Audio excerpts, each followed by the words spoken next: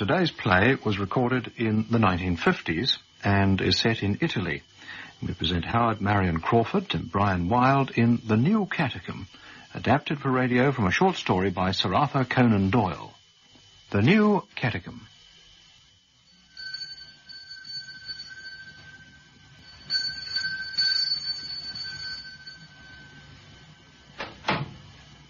Benchley, sir, got my message. Come along in. Oh, thank you, Kennedy.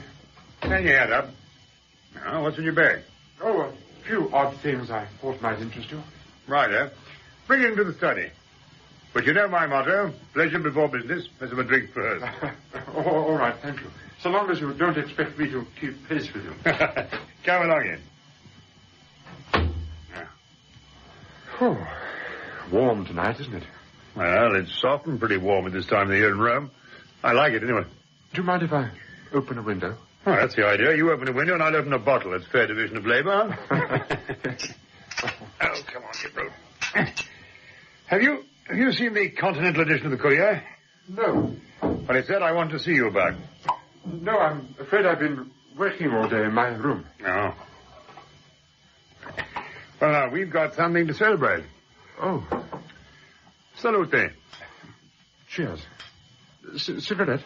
Yeah. Oh, no, of course you don't.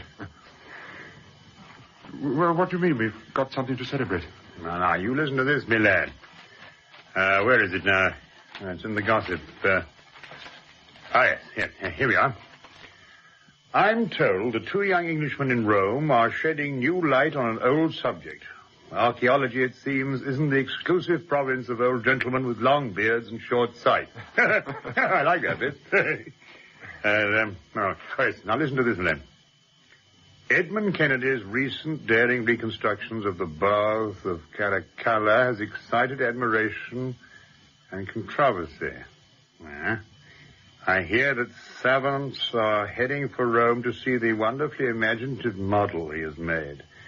The ingenuity he has displayed may well give fresh impetus to the science of antiquities. Another Englishman in Rome, Charles Benchley, is working on the theory that there are fresh discoveries to be made under the foundations of the Eternal City. It is generally agreed that the ancient catacombs, the underground cemeteries in which the early Christians buried their dead, have long since yielded up their lost secrets. But Benchley, I hear, is stubbornly pursuing his idea that there are fresh underworlds to be conquered. So far, without result. Now, what do you think of that? I think it's pretty cheap stuff. It was quite inaccurate. It's full of feeble little cracks and cliches. I mean to say, the Eternal City, new light on an old subject. Oh, this is smart Alec journalism. Oh, not that I'm belittling the work you've done, only... Only what? Well, I think that this sort of thing only cheapens our work. I wonder where the paper got hold of this stuff. I thought perhaps you might have inspired it. I? Good heavens, no. Oh, no, I assure you, Kennedy, I'd never dream of such a thing. No, I believe that our sort of work should be done almost by stealth until we are ready ourselves to publish results. Oh, I don't know. A little bit of publicity never did anyone any harm. Besides, it's expected nowadays. I'm a brilliant young man, Benchley, and my ingenuity and imagination have given fresh impetus to interest in archaeology. Well, damn it, man, why should film stars get all the limelight? Aren't we doing work of lasting value? By unraveling the past, we forecast the future. No, here's to publicity. Well, perhaps you're right. I expect I'm too diffident. Yes, of course you are. If you're not careful, you're going to develop into one of those old men with long beards and short sight who practically live at the British Museum. Well, certainly I sometimes wonder how long I shall stick it in Rome. Oh, to be in England now that October's there, huh? Yes, I suppose so. Well, that's not how I see it. I like Rome, I like my work, and I like my freedom. Do you honestly tell me you'd go back to the stuffy conventions of the suburbs? Well, there's a good deal to be said for the suburbs. There's a good deal too much said in the suburbs, if you ask me. Oh, what would the neighbors say if they saw you sitting at a table in, Streatham High Road drinking Chianti? Well, it would be a little unusual, wouldn't it? Exactly, but it isn't here. And the girls, my dear fellow. Oh, the girls. How many flashing-eyed charmers would you count on a tour around Tooting Beck Common? Quite a number, surely. Oh, no, you wouldn't. But in Rome. Now, I must say Italian women appeal to me. That one in Ricci's bar, huh? The beautiful Lucia with the luscious curves. I don't think I've spoken to an Italian girl since I came here, except the servants, of course. Well, why not make the best of both worlds, as I do? Don't you believe when they say you can't have your cake and eat it? You can, you know. You can. But I'm not much good at philandering. Besides, it costs a lot of money. You're pretty lucky, you know, Kennedy. I mean, private income and all that. Look at this flat. A real appartamento discreto. Hey, it's nice, isn't it? I doubt if there's a better in the city. One could say that you had everything. Reputation, money, good looks.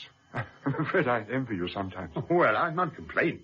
Well, really, I'm not complaining either, though. You'd laugh if you knew how many lira I spend per month on my camera per una persona. Mm-hmm. Oh, I say, don't think I ought to have any more. Go on, man. You're only young once. Oh, well, thanks. Oh, thanks, that'll do. I say, Kennedy. Yeah? There's something I rather want to mention to you. Go right ahead. I had lunch today with Gregory. Oh, that ass. Well, he said something about you that I took pretty strong exception to. In fact, I got very angry with him. Oh, I wish I'd been there to see you angry. Oh, no, you'd be surprised. Well, go on. I know Gregory doesn't like me. Well, what did he say? Not that I give a damn. Oh, perhaps I'd better shut up. It's the wine. Well, he began to talk about that pretty English art student who didn't come back to Rome after the vacation. Which art student? Mary Sutherland. Oh, no, that's not her name. Sanderson, isn't it? What did Gregory say? He told me to ask you where she was. Then he went on to tell her, well, an unpleasant story about you. I must say I got damned annoyed with him, and I told him I didn't believe a word of it. That's very loyal of you, but I still don't know what he said. I'd like to. Well, he said that you took Miss Sanderson for a holiday and then abandoned her. Said she went back to England broken-hearted because you refused to carry out your promise to marry her. He said there was a dear scandal being talked. He's got it all wrong. Well, I told him I wouldn't believe it. But you can't afford to let Gregory go about spreading slander like that. You ought to do something about it. Shut him up or prosecute him. Why should I trouble to do anything of the sort? Oh, it's none of my business, of course. I merely thought that if you didn't contradict such lies, people will assume that they're true. Now, why should I care? If Mary and I had a burnt-out love affair and parted by mutual consent, that's our business, isn't it? Yes, of course. Love, my dear fellow, is a big word. It covers a great many shades of feeling and emotion. Mary's a sweet and charming girl, but we discovered it was simply a passing affair. Well, we did have a wonderful time together at Bellagio on Lake Como. That was a lovely place, especially in the spring.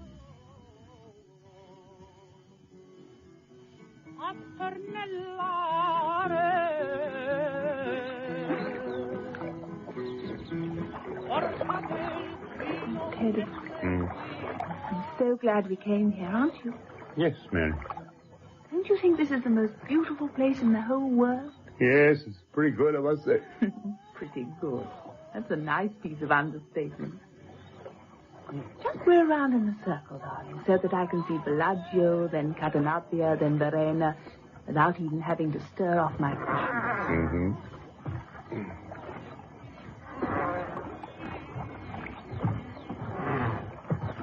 It's lovely. Lovely. I shall be quite heartbroken when we have to leave tomorrow. No, that's not quite true. Even perfection has to come to an end, eh?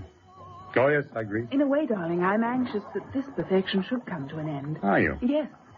What you said to me when we first fell in love is quite true. You remember you called me a Puritan? So I did. You were quite right. That's what I am at heart, a conventionally minded Puritan. I've been happy here in a kind of way, but I shan't be really easy in my mind till we reach London and get married.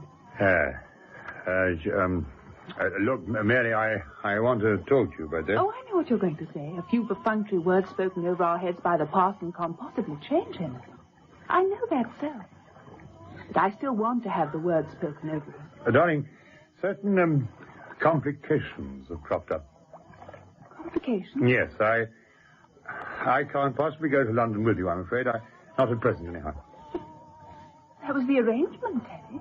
Mother and Father expect us on Wednesday. Yes, I know. But I shall have to ask you to go on alone tomorrow from Milan while I go back to Rome. Well, of course, I'll join you later. But I don't want to turn up without you. I'll wait till you can come. What's happened? That letter I had on Friday, I didn't want to spoil our holiday by telling you, but it was from Professor Voss of Berlin. He's coming especially to see me in Rome next week. But you can put him off for a few weeks. Not a man of Voss's standing. It would seriously damage my career not to meet him. Your career? Doesn't it occur to you that you're damaging mine? Teddy, you can't possibly mean this. But they're getting ready at home. Yes, I said I'd carry out my promise later. Don't say that as though you had the slightest intention of doing it. I couldn't believe you'd treat me in this way. I can't believe it yet. Teddy, what do you mean? Now, don't start to get excited and make a scene. I'm only asking you to wait a little, and then I'll come to London and... Teddy, are you backing up? Mary, I wish you'd try to be sensible and listen to me Then the whispers carefully. in Rome were true. I see now that Richard Gregory was trying to warn What are me. you talking about? And I didn't have the slightest suspicion of you. I thought you were in love with me. Well, of course I was. Was? Well, I think you must see for yourself that we aren't quite as keen on each other as we thought. How easy you must have found it. It never occurred to me to believe that you could say all those lovely things and not mean a word of them. Well, we were attracted to each other at You first. asked me to marry you and said you'd come home with me and meet my parents and have the wedding in London. Look, Mary, we might as well face Then it. you had a brilliant idea. On our way home, you said, why not let's have a week at the most wonderful and beautiful place in the world, Bellagio. Well, you're perfectly agreeable. Perfectly agreeable. Is that all you can say? I really don't see the need for all this drama. Now we've had our holiday and we're not going to be married. Another conquest for Mr. Kennedy. I've already said I'll come as soon as I can get away. My work is very important. That's what I thought of my life and my future. Rather important to me. But they don't seem to mean anything to you. Well, of course they do. When you come back to Rome in September... I shall never come back to Rome. Never. And I hope I shall never see you again. Oh, I say, look here, Mary. Put me ashore, please. I think you're behaving in the most extraordinary way. Put me ashore.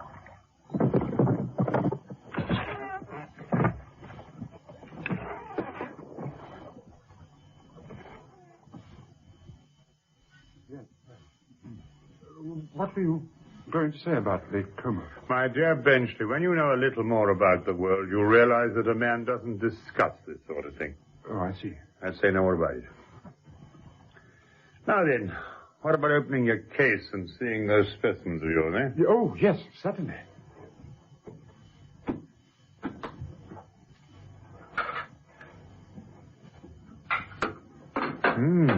I say. What are these?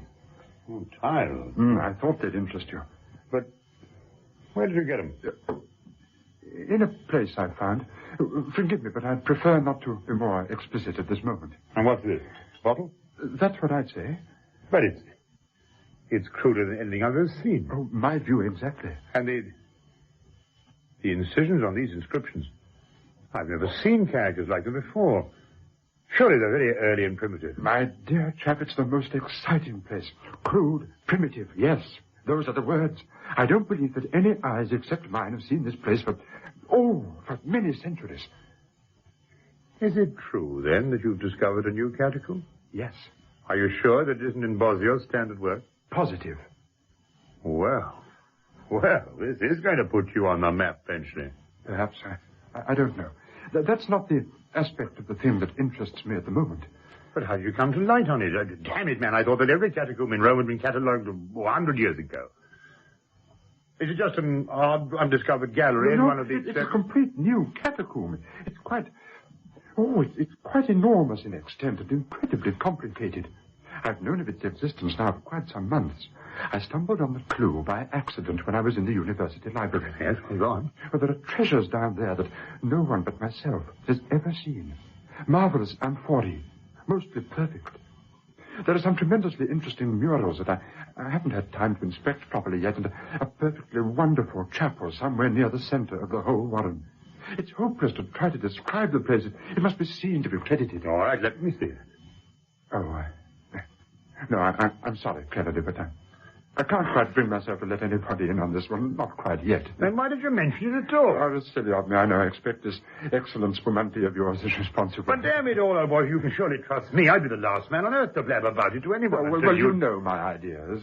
Say nothing to anyone until you're sure of your conclusions. But from what I gather, it would take one man years to explore and catalogue the place. Oh, years, yes. Oh, that's right, years.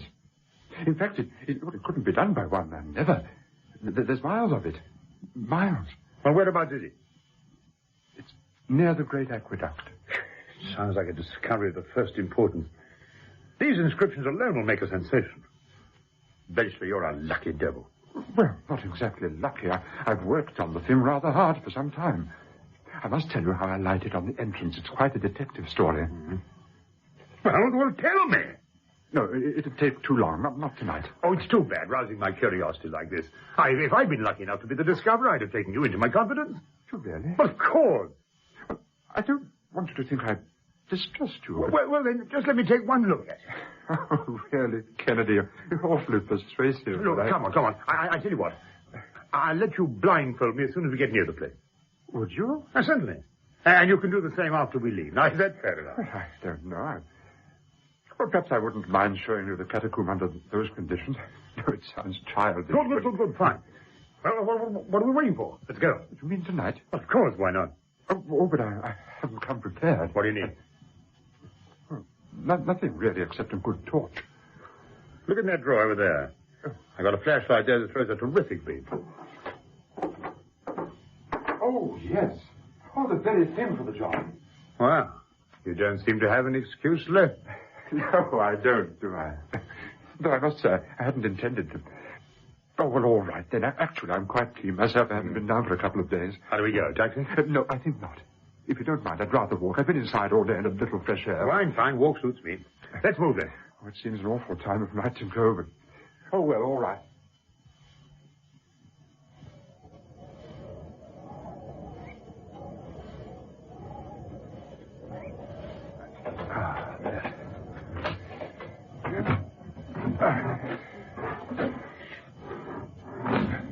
Now, can I take this damn handkerchief off now? Oh, yes. Oh, thank goodness.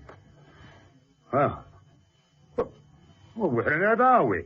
It's an abandoned cowshed. I rented it from the owner, and I keep the place padlocked, as you see. And the entrance to the catacomb? Is it inside here? Under the straw here. If you will hold the torch. All right. Thanks. There.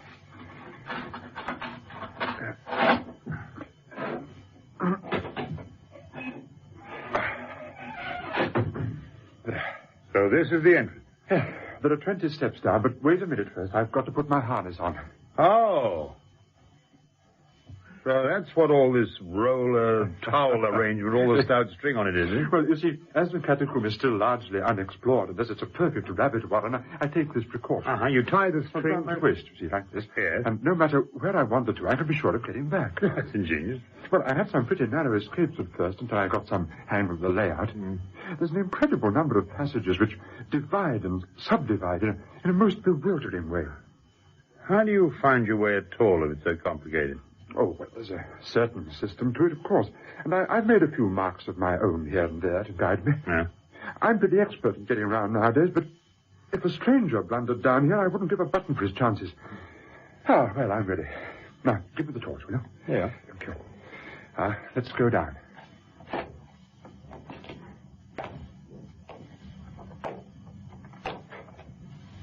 Wait till I get to the bottom, and I'll shine the torch up. Okay.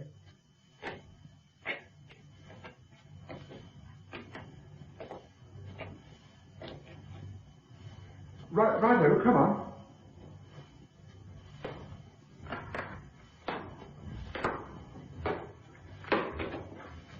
Take it carefully. Don't worry. I am.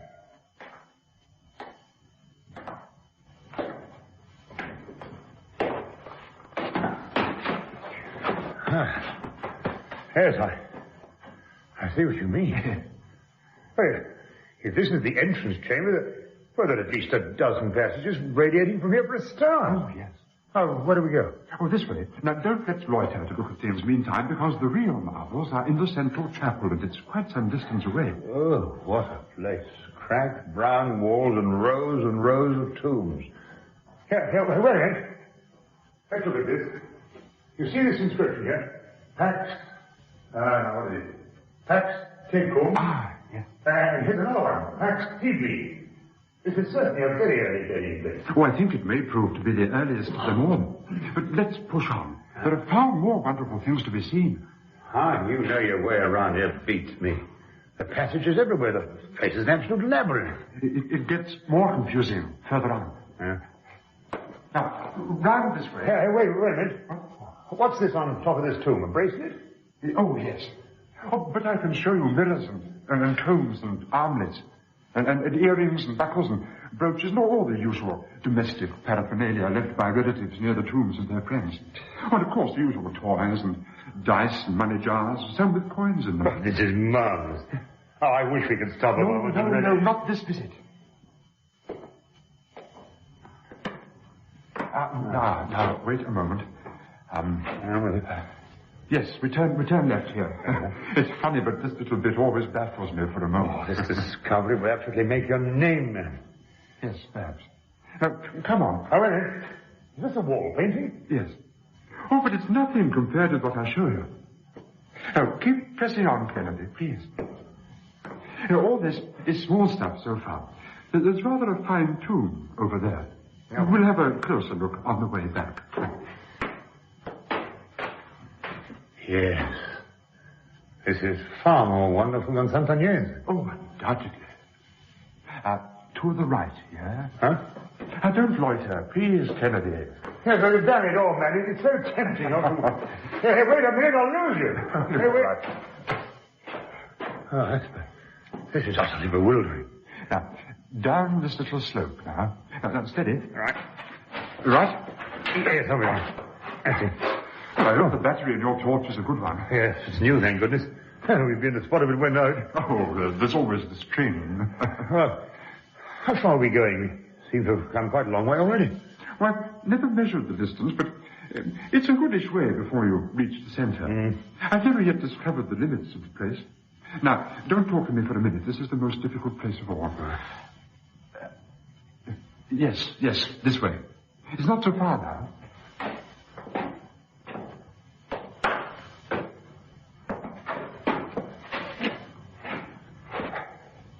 Well, this beats me. I've never seen such a network of intersecting passages. I can't think how you know your way about it. Oh, I practically lived down here for the last 3 months. Now, in a minute, we come to the place I've been talking about. It's a large, circular hall with a great square pedestal of porous rock topped by a slab of marble.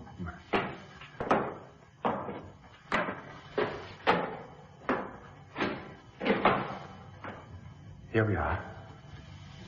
Look.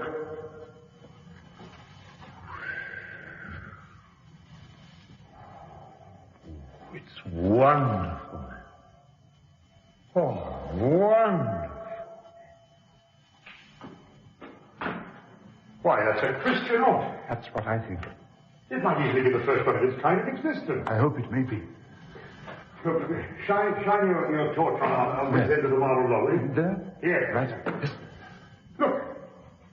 Here is the little consecration cross cut in the corner. Eventually, this circular hall was used as a church. It may be one of the very first to exist. Precisely. Now, look at some of the bodies buried in the niches of the walls. What? Go on, look at them. They'll surprise you. Yes. Huh? Yes. Yes. Oh, this is tremendous. Why, these must be some of the early popes and bishops of the church. Yes. Here's one with the mitre. Another one with a crozier. Oh, this is the most interesting thing I've ever come across. It's unique, I think. When we get this place explored and mapped out, it'll cause a sensation. The very earliest Christians must have worshipped here when their religion was still prescribed. Yeah. That's why they made the labyrinth so unusually complicated, of course. At a rough guess, I'd say there are about 1,000 possible wrong turnings between this wall and the entrance. What? That's a sobering thought. You've no idea what real darkness is like until you get down here. I tried it once as an experiment and it scared me stiff. Look, I'll just switch off the light for a moment and let you see. That's horrible. It's not just an ordinary darkness, is it? It seems to press on you. It almost smothers you. That'll do, Benchley. Switch on again. You sound quite uneasy. Switch on the light, man. No, wait a minute first. Do you notice how, when the light's off, you lose all idea of where sounds are coming from? Yes. Yes, I do. Your voice seems to be coming from every side of me. Switch on the light, man. No, I don't think I will. I think I leave you in the dark to find your own way back. What? Good God, man, have you gone mad? Not at all. Then what the devil are you playing at? Sit down with this damn nonsense. Where are you? Where are you? Don't hurry, Kennedy. You've all the time in the world. And when you sit down occasionally for a rest, just ask yourself whether you treated Mary Sanderson fairly. Mary Sanderson? What is this? What are you saying? Where are you, man? You seem to be getting further away. Put on the light. I know a deal more about Mary's ruined life than you think. I was in love with her. I'm just on the point of overcoming my shyness and asking her to marry me when you took her away on that little holiday to Lake Como. For the God's sake, man, You slipped out of that hole pretty easily, didn't you, Kennedy? Now see if you can get out of this one. Oh, no. The Benchley! He can't. Benchley! God, my God. Benchley!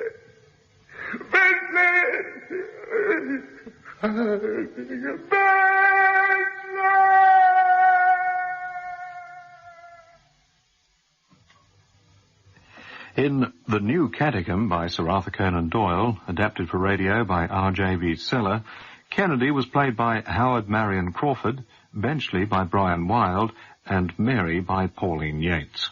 The producer was R.D. Smith. The Overcoat.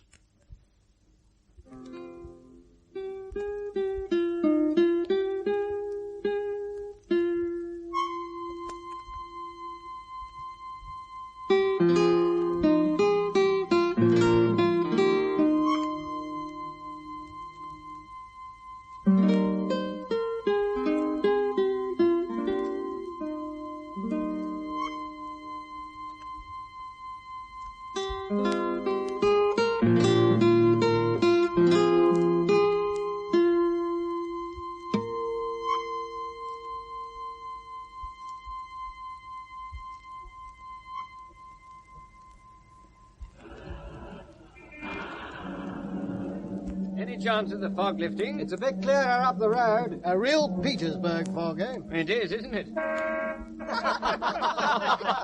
night. Good night, Irina. Good night. Good night.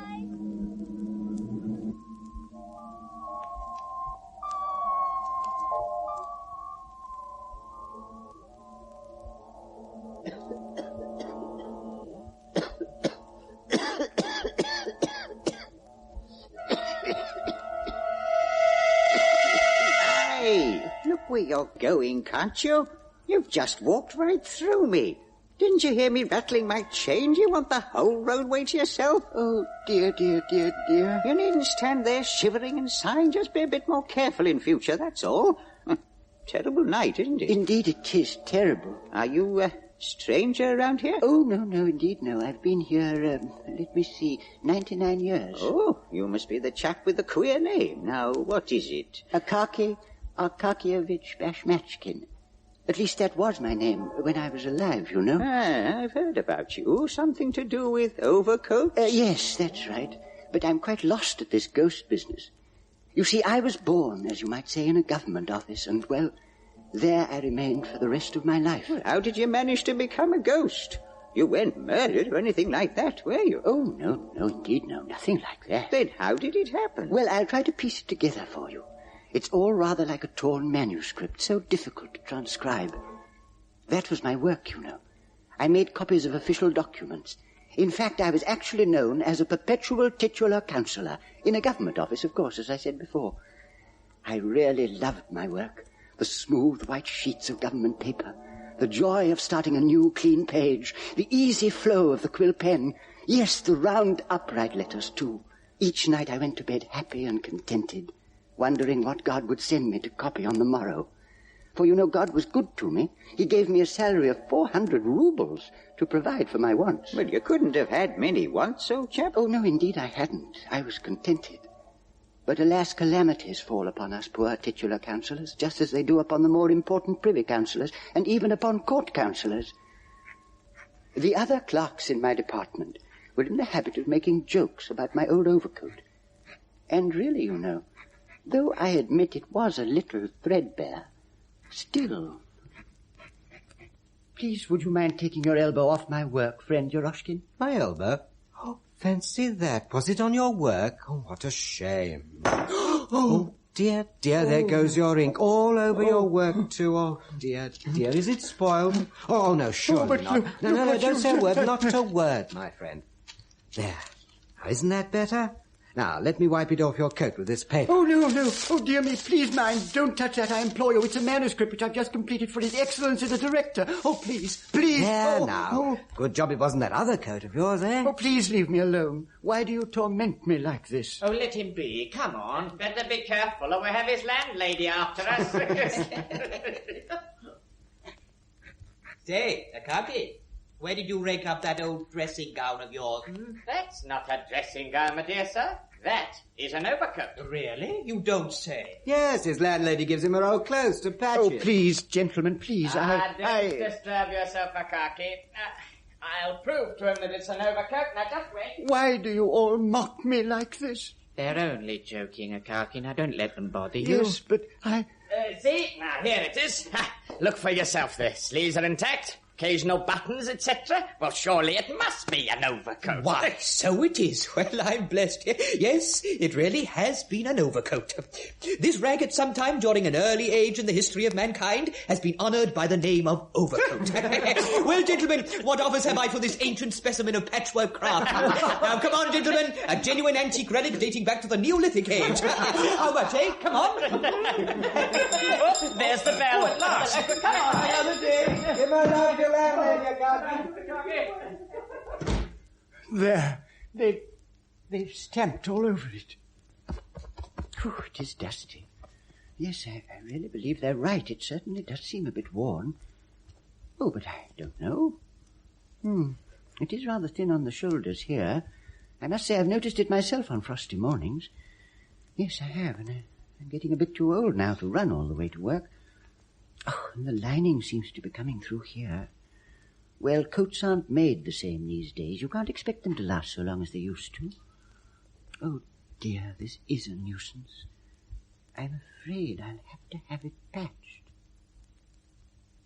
What do you think, Maria Ivanovna?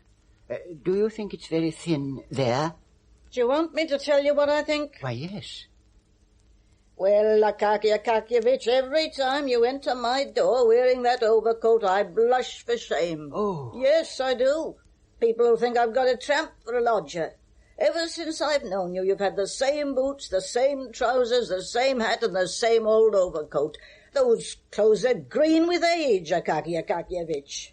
Why don't you take more pride in yourself? Oh, but really... And another thing. Did you ever go and meet anyone to have a drink or a friendly chat? No. You sit up there in your cold room in the candlelight copying out your old papers. You just work and then you go to bed. But the papers must be copied, Maria Ivanovna. Oh, dear. I didn't realize that my clothes looked so bad.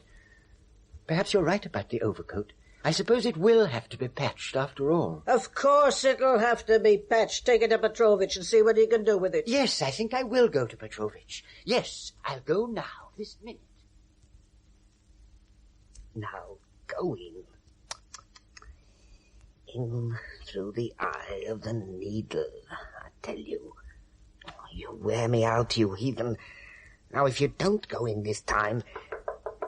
Who's that? It's only me, Akaky Akakievich Bashmatchkin. Oh, come in. Well, it's like this, Petrovich. It's, you see, it's the overcoat. I mean, it's the cloth. You see, everywhere else it's quite strong. I'm afraid it's a little dusty, and I suppose it looks as though it were old, but really it's quite new. You see, it's only gone in one place, just a little, here on the back, and it's rather worn on one shoulder, this one, do you see?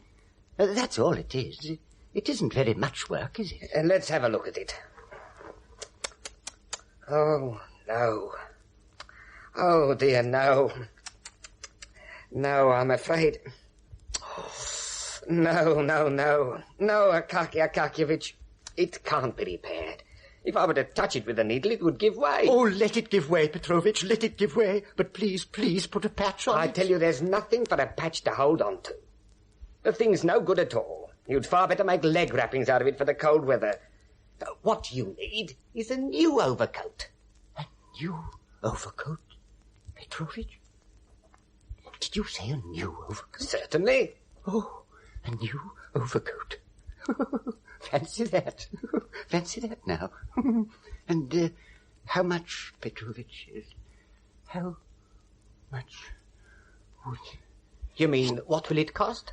Yes. Oh, about 150 rubles. 150 rubles? 150 rubles for an overcoat? Yes, about that. Of course, we'd have to economize.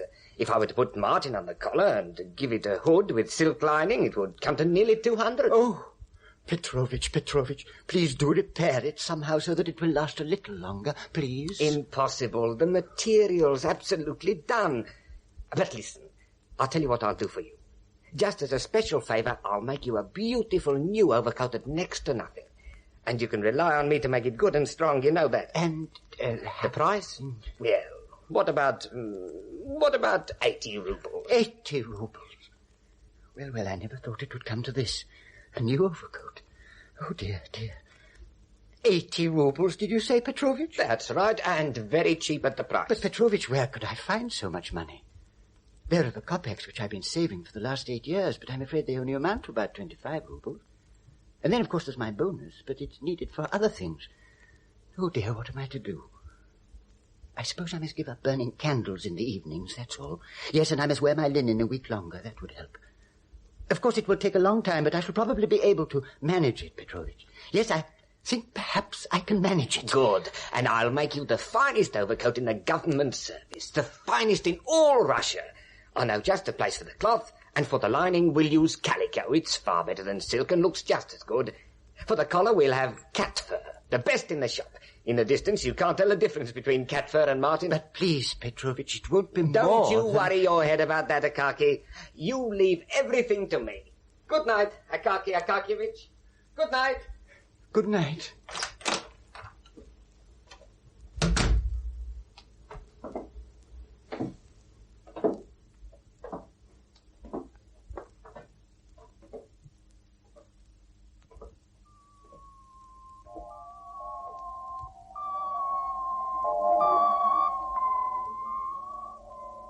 After that, Petrovich and I talked about the overcoat for weeks and weeks. Oh, you did, eh? We discussed the cloth, the style, the cut, and even the buttonholes. I remember I used to lie awake night after night wondering how I could cut my expenses still further. When I needed a candle, I crept into Maria Ivanovna's room and used hers. I trod lightly and carefully as I walked the streets to and from my work so that the flagstones and cobbles should not wear my shoes. And really, to tell you the truth, I did find it rather hard to get used to those privations. But after a while, I got quite accustomed to being hungry in the evenings. Though, of course, I was consoled by the thought of my future overcoat. Oh, of course, yes. It was always in my thoughts. It filled my life. It was almost as if I were to be married. As if I were no longer alone. Petrovich was busy on it for nearly 7 weeks. There were a great number of buttonholes, you know, otherwise it would have been ready much sooner. But at last, one frosty, chilly morning, the overcoat arrived. It was the happiest, proudest day of my life. My heart nearly stopped beating when I saw it. Petrovich handed it to me with a look of triumph in his eyes. We neither of us spoke, and he held it up in both hands so that I might see the full beauty of it. Then, when he helped me on with it, how its warmth spread across my shoulders. It fell in fine, rich folds about me. And the collar. Shall I ever forget it? When I stepped out into the street in it, my heart was bursting with joy. Good morning. Morning, everybody. Morning. Gentlemen, Akaki Akakievich has got a new overcoat. No. Yes, I've just seen him coming up the stairs. And he was actually singing to himself. No, I don't believe that, no. Listen, here he comes now. Good morning, Akakievich. Good morning. Good morning. Where did you get it? Marvelous. In the Privy Councillor. Makes you The look staring around in the department. Oh, well, I really am very glad you all... Are you going to sprinkle it, Akaki? Sprinkle it? Yes, drinks all round. Or what about a supper at your place to celebrate? Well, I don't think... You see, I can't quite manage. Oh, never mind, Akaki. I'll give the party instead. You're all invited to supper at my place this evening. How does that suit you, Akaki? Oh, good. Thank you, Fyodor, thank you. But I'm afraid Now, don't say that I... you can't come. You don't have a new overcoat every day of the week, you know. Your overcoat is the most important thing that has ever happened here. Well, I suppose I... Akaki Akakievich is coming to the party. By the way, Akaki, what happened to the old dressing gown? Have you buried it? No, he brushed it and it decomposed. Requiescat in pace. Now, don't you forget to come tonight, Akaki. You're the guest of honor, you know. Here's the address, 42 Nevsky Prospect. See you this evening. We'll have a grand time. Supposing you get back to your desks, gentlemen.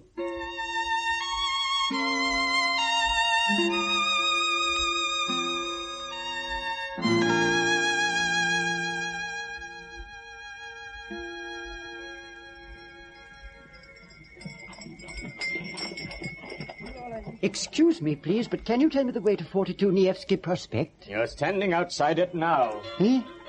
Oh, yes, so I am.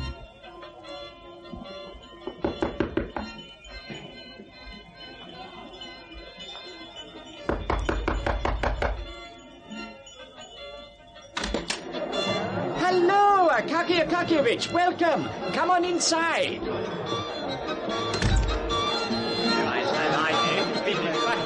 Ladies and gentlemen, here is our guest of honor, Akaki Akakievich. Good evening, Akaki Akakievich. I've heard so much about your overcoat. Do introduce me to it. Oh, really, thank you very much. This is it. We've left a chair for it at the end of the table so that we can admire it all the evening. Can I get you anything, Akaki? What about a drop of champagne, Akaki? Oh, no, thank you. Come on, just a sip. It'll do you good. Drive the cold out of your bones. Yes, you must have something. Well, only a very small glass, then, please. Just make yourself at home, Akaki. And now, let's drink a toast to Akaki's overcoat. Yes. Come on, champagne, all round. Now, who's going to propose the toast? Well, Dmitri can talk better than anyone. Let him do it. Ladies and gentlemen, let us drink to the most glorious specimen of the tailor's art that ever graced the third department. Raise your glasses. Here's to the new overcoat, which has brought fame and fortune to its lord and master, Akaki Akakievich. Long may it uphold the glorious name of overcoat. Speech!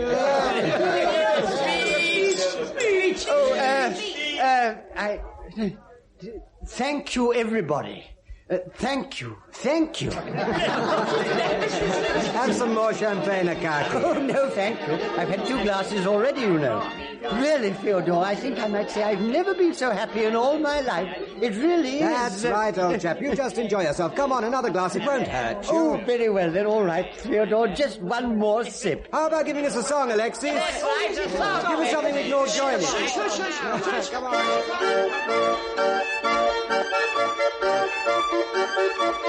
Through the wood the pathway wound, there a jackdaw hopped around.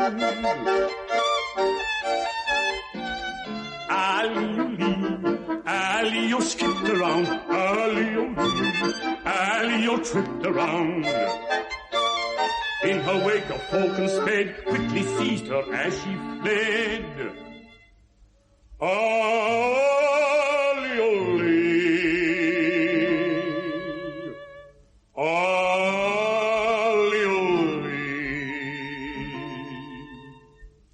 How he sped.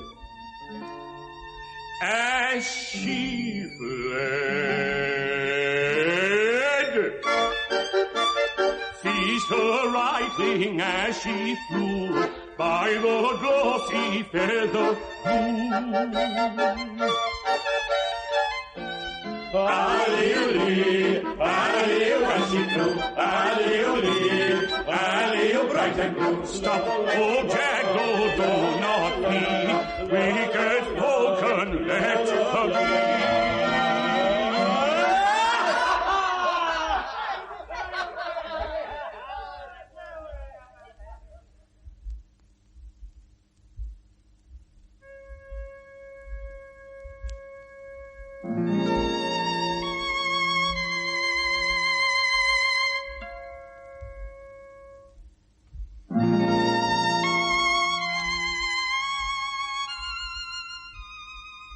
In her wake, Falcon sped, quickly seized her as she fled.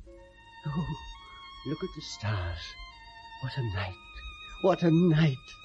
Here's to my new overcoat, which has brought fame and fortune to its lord and master, Akaky Akakievich. Indeed it has. Yes, a glorious specimen of the tailor's art, they called it. Yes, yes indeed. What a wonderful evening it is. Ah, beautiful air. Beautiful, fresh, clean air. Good night. Good night. I wonder what time it is. I really don't know what time it could be. What a day. My overcoat this morning, such a long time ago it seems. And it really is a marvelous overcoat. If only Petrovich could have seen how they admired you, my puppet. He would have been proud. Yes, how he would have strutted and stroked his moustache. Oh, he would have been proud. Midnight. Good gracious. I don't think I've ever been out so late in all my life. Dear me, I must hurry. Yes. And really, I do begin to feel a little tired. Oh, I don't seem to recognize this part of the town at all. It's very dark and deserted. Doesn't seem to be a street lamp anywhere. Whew, what an enormous square.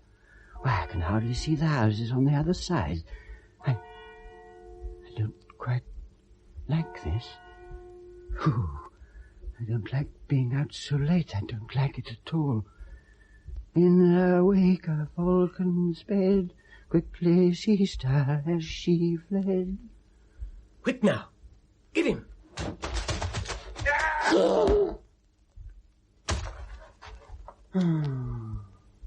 Anything in his pockets? Not a thing. Grab his overcoat, then. That's it. Come on, he's all right.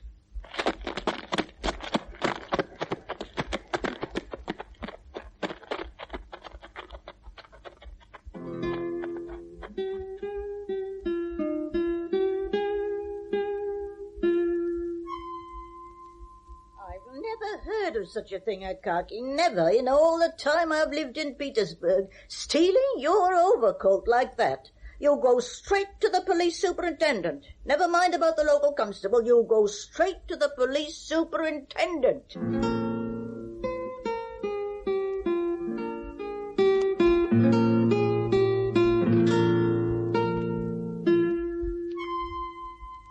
Please, can I see the superintendent? The superintendent is still asleep.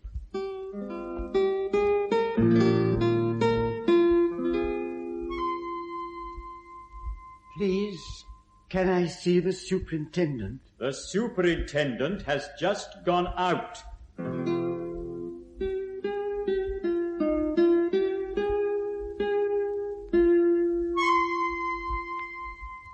Please, can I see the superintendent? The superintendent is having lunch.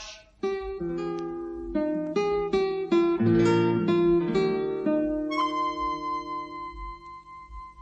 no use going to the superintendent. He can't do a thing. If I were you, I'd appeal to some person of consequence. A person of consequence, by writing and getting into communication with the proper authorities, can push the thing through successfully. Try General Chertokutsky, but you'll have to use plenty of tact. For he's only lately become a person of consequence. Until quite recently, he was a person of no consequence at all. As a matter of fact, Akaki, his position even now is not to be reckoned of consequence in comparison with others of still greater consequence. And Akaki, mind you address him as Your Excellency. Yes, Your Excellency. I was struck down and robbed. It was a perfectly new overcoat, Your Excellency. It was the first time I had worn it. I thought perhaps, you could... And what next, may I ask? To whom do you imagine you are addressing yourself? You should have handed in a petition at the office. It would then have gone to the head clerk of the room, and thence to the head clerk of the section. After that, it would have been handed to my secretary, and my secretary would have brought it to me. Yes, but, Your Excellency, I venture to trouble you because, well, really, you can't always depend on the secretary bringing... What? Where did you get hold of that spirit, eh? Where did you pick up ideas like that, I should like to know? Absolute insubordination. Do you realize whom you are talking to? Do you realize who I am? Answer me! Do you understand what my position is? Do you not? Huh?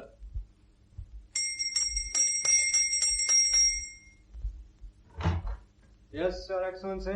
Take him away, he's fainted. Yes, Your Excellency.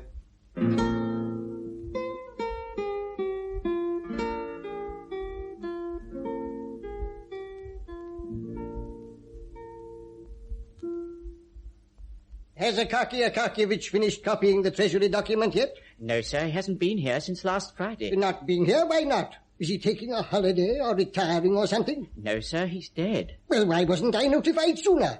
That Treasury document is urgent.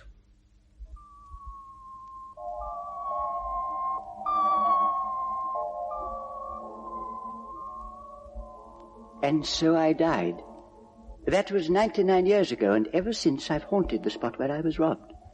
More through force of habit, I think, than anything else.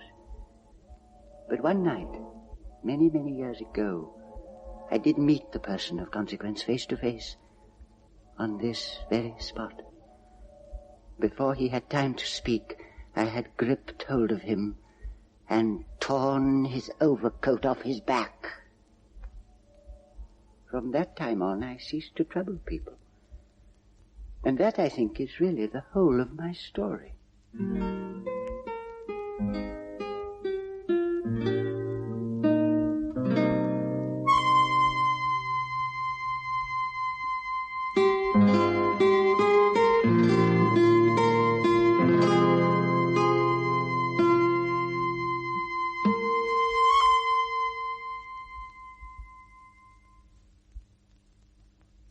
That was The Overcoat, a radio play by Joan Littlewood, based on Constance Garnett's translation of the original short story by Nikolai Gogol. Sound and music were by Roberto Gerard, and production. From London we present Apprentice to Danger, a thriller for radio by Barclay Mather.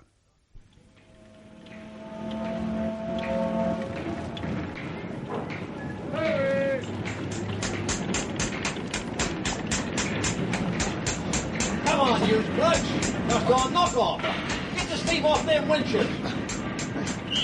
Oh, you did. There she goes. Wrap up, you'll have a union after you. Oh, I thought it was never going. Oh, Struth, if there's anything I hate, it's chip and rust. Oh, I could settle for chip and rust. It's chip and rust on an empty belly that gets me down. Oh, now look, Gannett, you had your dinner. Dinner? You call that bilge we had dinner? Oh, why did my old man have to apprentice me to the sea? I could have got a better job without a 200 quid indenture playing second piccolo in a boarding house band. Hey, Asky.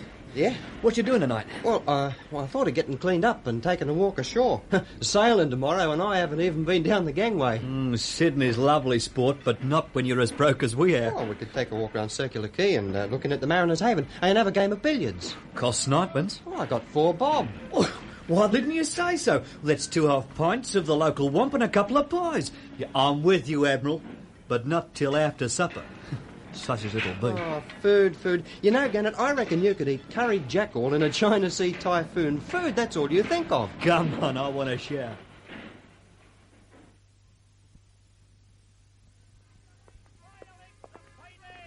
Hey, that looks a decent joint over there. Music, too. But I don't like beer and I want to play billiards. There you go again. I'll bring you ashore to show you the sights and all you do is moan. But I said I wanted to go to the Mariners' Haven. I promised the old girl when we were here last voyage. I said I'd look in again next time we came to Sydney. Oh, forget it. She wouldn't even remember your mug. Oh, there's the Haven. I knew it wasn't far. Look, Asky, let's go and have a drink first, and then after that... Oh, look, dry up, Gannett, will you? I'm going in. You can push off if you want to. Ah, well, Mariners' Haven, here we come. But don't say I didn't warn you. I bet you we get prayed at and finish up singing hymns round the harmonium.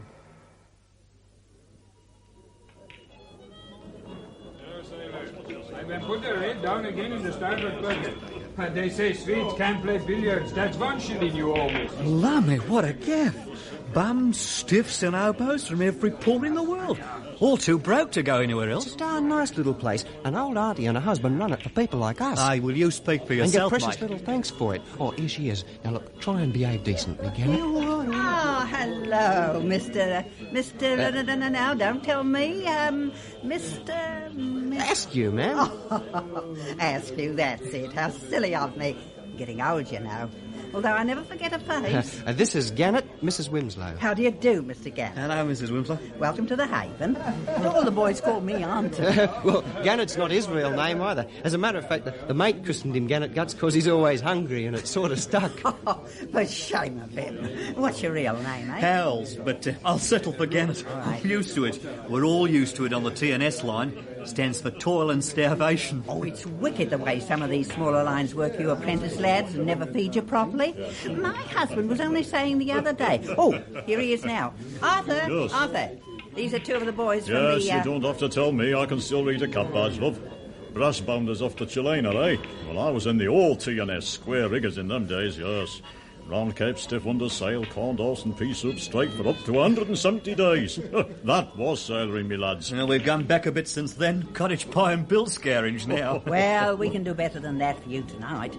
Steak and kidney pudding, potatoes and 2 veg, and lemon pie with real cream. Oh, whack up. Well, you could put me down for a platter of that right now. Well, actually, I don't think we've got quite time for, we'll say, a cup of tea and perhaps a sandwich. Oh, it won't take me a minute to get it. It's ready well, now. Perhaps another time. Just tea and sandwiches now. Look, what he means is, what's the damage, doesn't he? What's the damage? $50 will do, young man, and if you haven't got it, you can put it on the cuff till next time you're in. Well, that's very good of you, Oh, sir. no. I'm afraid we couldn't do that. You see, we're sailing tomorrow and we won't be back for months. Oh, where are you sailing for? Liverpool. Liverpool? Ah, you know. That's my own port, you know, yes. Before the rheumatics got me and I had to hit the beach in a warm place.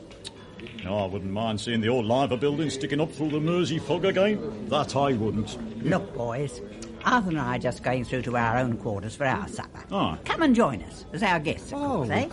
Couldn't we? Oh, well, that's very nice of you. You know, if it wouldn't be robbing you. Robbing? Robbing nothing. No. Round the corner and through that door. Stuffed loin of pork and applesauce, roast puds and broad beans and anything else you fancy. Oh, I don't remember eating like that since I came to sea. Oh, Artie, you're the world's best cook. You know, I agree with young Asger here. That was gorgeous, Auntie. Oh, thanks, boy. Well, you just remember, both of you, Arthur and I don't run this place for the profit of it. The sea's in our blood, and I'm a captain's daughter. And he was before the mast for 30 years. Oh, dear. We've saved a bit, and, well, the Haven just about pays its way. It's here for you boys and others like you. Don't look on it as just another longshore mission. No. Come in and see us when you're here. That's all we ask. You're our family, all we've got now. Well, except Ella and the little granddaughter we never seen. Ella's your daughter, is she? Yes, she let the family down, you know. Married a Scouse longshoreman, head tally clerk in the Liverpool docks. He's a nice lad, Arthur, and he thinks the world of her, and you can't ask more than that. It's a lovely little home in New Brighton, and the baby is the sweetest. Oh, well, here, I'll show you a photo. Oh, there she goes, yes. You'll never get her off it now. Oh, you hold your tongue, dear. There. Now, what do you think of that? Isn't she sweet? Oh, yes, very nice. Oh, now, turn it up, Ma. What do these boys know about nippers? Enough to know that this one's a real puppet. How old is she? 18 months. when that was taken. She'll be 2 in November, and I baked her a birthday cake. Mind you, it'll be smashed to bits by the time he gets there, but it's no good telling her, oh no. Oh no, the custom sharks will probably enjoy a chunk of it with their 11s. Well, I can only pack it tight and hope for the best. Oh, wait a minute.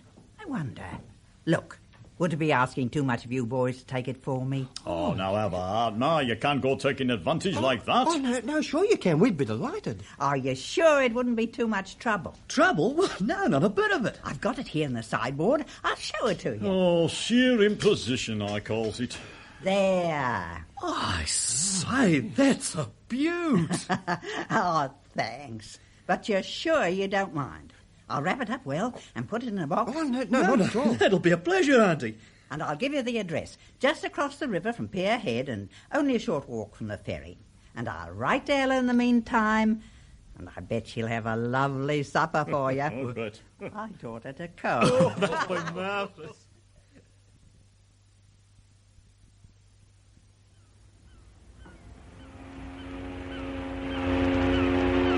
Right!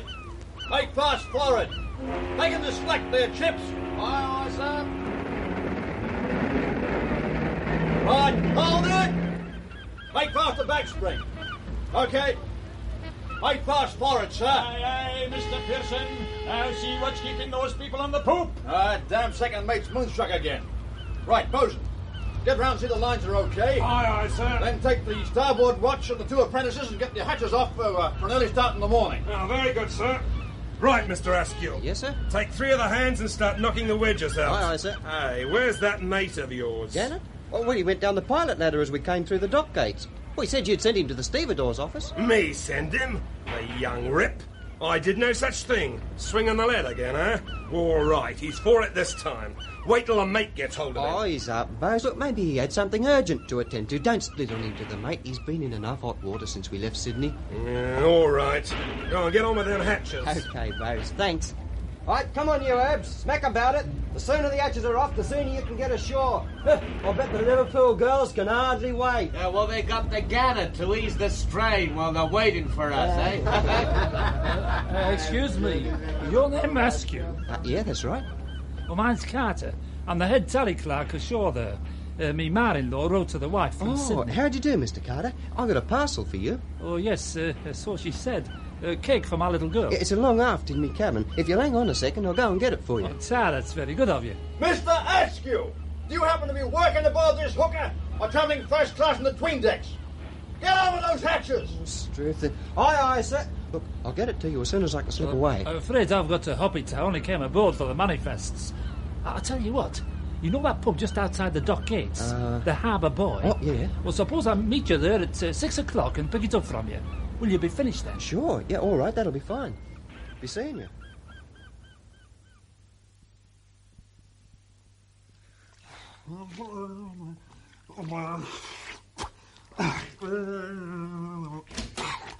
Gannet, you drongo, where the devil have you been? Oh, hello, Ski boy. I just had a quick run ashore. Quick run? You've been away a couple of hours, and I've been covering up your tracks for you and doing your damn job. Now, relax, Asky. I couldn't help it. You see, I had a letter from my sister with the mail the pilot brought aboard, and there's a 10-bob post law in it. I just had to get ashore to cash it before the post office closed. Why didn't you say so, instead of telling lies about it? Stevedore's office, my foot. Well, I couldn't. The second mate was right behind you. Getting cleaned up? Yeah. Here we are, then.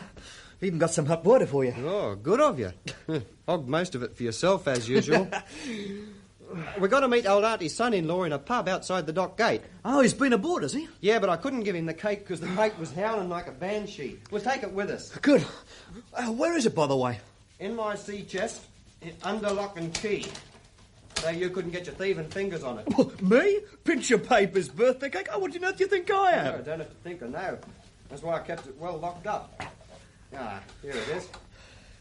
Oh, I suppose the coppers at the dock gate will want to have a look inside. Oh, I don't know. They're pretty decent with us blokes. Anyway, it don't matter if they do. They'll know that cake hasn't been pinched off this barge. All right. Well, get away from the basin, will you? We've got to meet him at 6, and it's nearly that now. Right.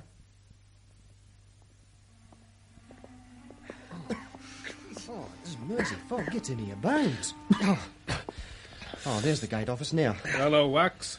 Which one are you off? The Chilena, officer. Oh, I just got in, have you? Good trip? Well, not bad if you don't mind a bit of starvation. Don't seem to have done you much harm. Oh.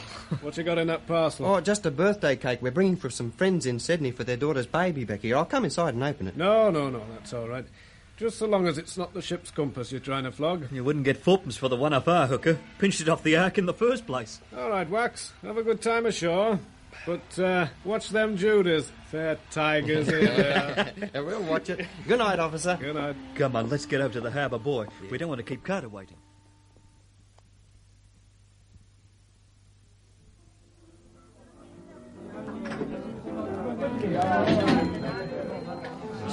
The crows. I wonder what could have happened to him. Look, let's get over to his place.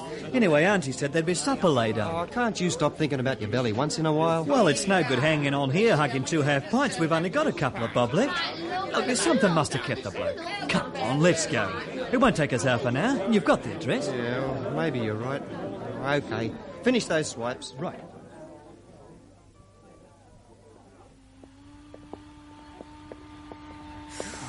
Damn this fog. Can't see a thing.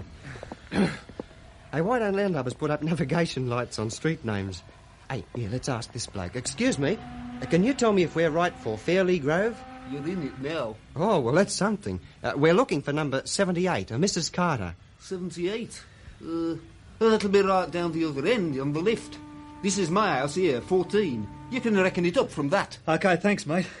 OK, Sonno, out of port and steady as she goes. Yeah, 14, 16... 74... Oh, nearly there. Yeah. Next one. It'll be 76. Yeah. 78. Oh, well, if we haven't miscounted, this is it. Phew. Dark as the Earl of Hell's waistcoat. Can you feel a bell? No, not a thing. No bell. Oh, try the knocker. Yeah. No answer was the stern response. Try again. Well, they may be out. I wonder if it'd be better to take it back or risk leaving it on the doorstep. Well, Shh. Here, I can hear someone coming. Who's that? Mrs. Carter? Who wants her?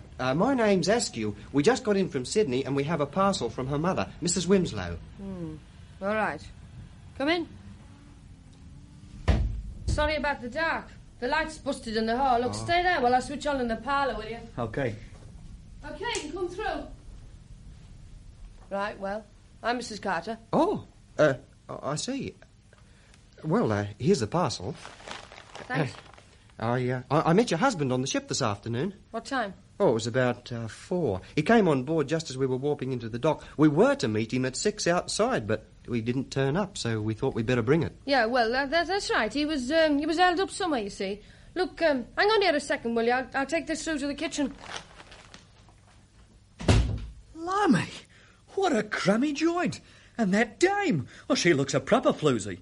So this is the nice little home in New Brighton. Poor old Auntie. If only she knew. Booze, I bet you. Here. Keep your voice down. Yes. As a matter of fact, the bloke Carter struck me as a bit odd, too. A shifty-looking type. Well, it just shows you. Nice little supper. I taught her to cook. That bint looks as if she was firmly on the fish and chips and newspaper standard. Here, let's bid her a polite but firm goodbye and get the hell out of it. Shh, she's coming back. Well, that's it, boys.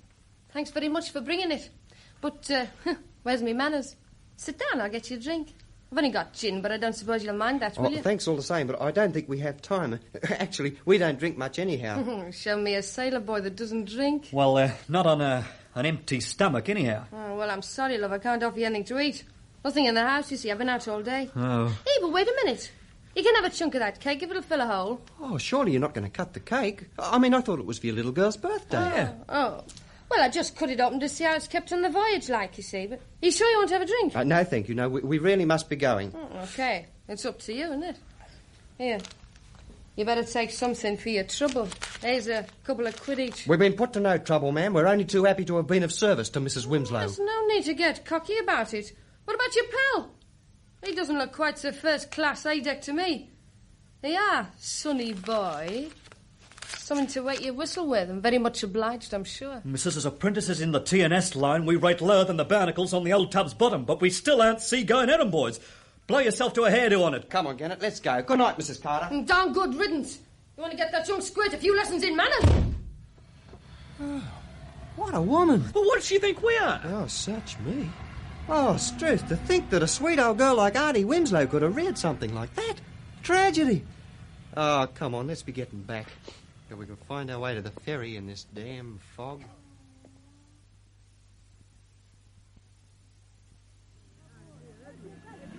Hello, Mr. McMaster, you got good face. A real Persian carpet. How much? 2 quid. 2 quid? Here, gully. Canal pilot coming alongside now, sir. Very good, Mr. Pearson. Horns to stations. Get ready to weigh. Aye, aye, sir. Come on, ask you, Gannett. Rouse them out. What the hell are you eating now? Turkish delight, sir. Have a bit? Not likely. You know what they make the stuff out of in Port Slide? No idea, sir. Tastes all right, though. And only 2 piastres for a damn great box. No wonder you got pimples. Growing boy, sir. None of your lip. Get those bumboat wallers clear of the side. Okay, sir. We'll be entering the canal in half an hour. Righto, chicks. Stand by the way. Ready, sir. Gannett, look at this. Quick, before the mate comes back. Oh, look at what? I was just glancing through the bundle of newspapers that the Seamen's Mission put on board. Look at this one here. Liverpool record 10 days ago. Look at it. New Brighton attack? Further developments have now come to light in the investigations into the murderous attack on Mrs. Ella Carter, the New Brighton housewife. Police now wish to interview 2 youths in what's been described as naval officers or petty officers' uniforms, who inquired their way to the house on the night of the attack. Oh, my gosh. Oh, what do we do, Gannett? What do we do? We'll just keep our ruddy mouths closed, that's what. Can't. We'll have to tell all we know. Well, what do we know? We didn't do it. She was all right when we left. No, but if the police want to interview us... Now, just listen, Sonno. Now, the best thing we can do is to wait till we get to Sydney and then go and tell old Auntie everything we know, which isn't much. If she thinks we ought to make a clean breast of it, OK. I don't mind going to the Sydney police. At least we'll be talking the same language. Oh, suffering catfish, what a mess. Come on, come on. Shh, look, here comes the mate. Okay, drop the paper over the side. Yeah, right. Righto then, Chips, steam up. Aye, aye, Mr. Owls. Here's the mate. Get the canal flag hoist ready, Asky.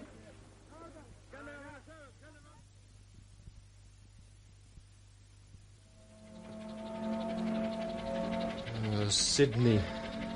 Oh, I've been dreading this day. At the same time, I'm glad it's soon going to be over.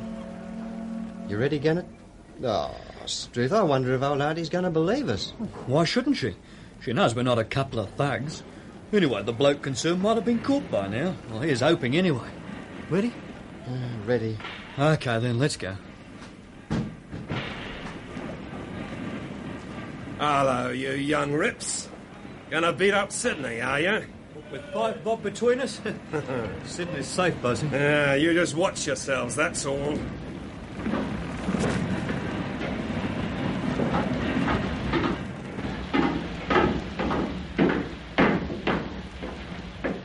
Right. Now through the sheds and into the quay road. Boy, I could cane a cold beer now. Just a minute, you two. I beg your pardon? Your name's Askew and Howells? That's right. Billings, Plainclothes Branch, New South Wales Police. You boys are wanted up at headquarters for a little talk. Oh, this is it? Look, Sergeant. Inspector, look, we've got a complete answer. As a matter of fact, we were just going to call round to explain things to Auntie Winslow, then we intended coming to you. Oh, fine. Saved you a walk, then. Get in that car. Move over, Joe. Make room for the gents. OK.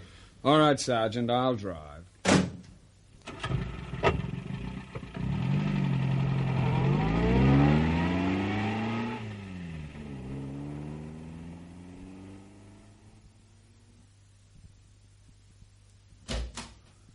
Blimey.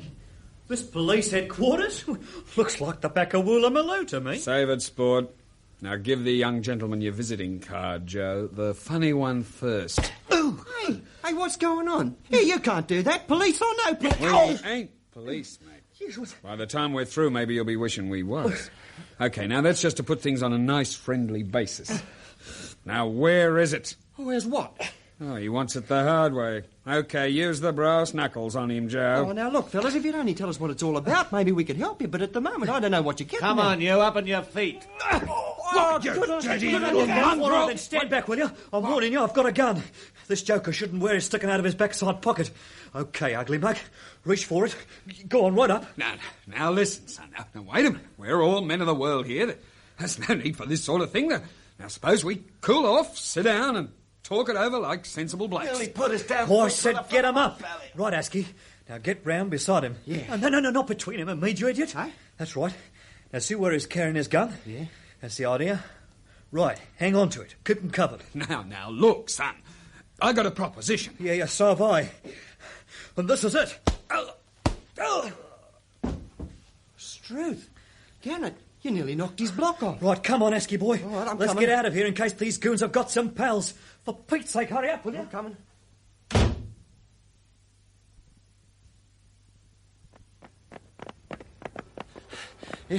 Here we are.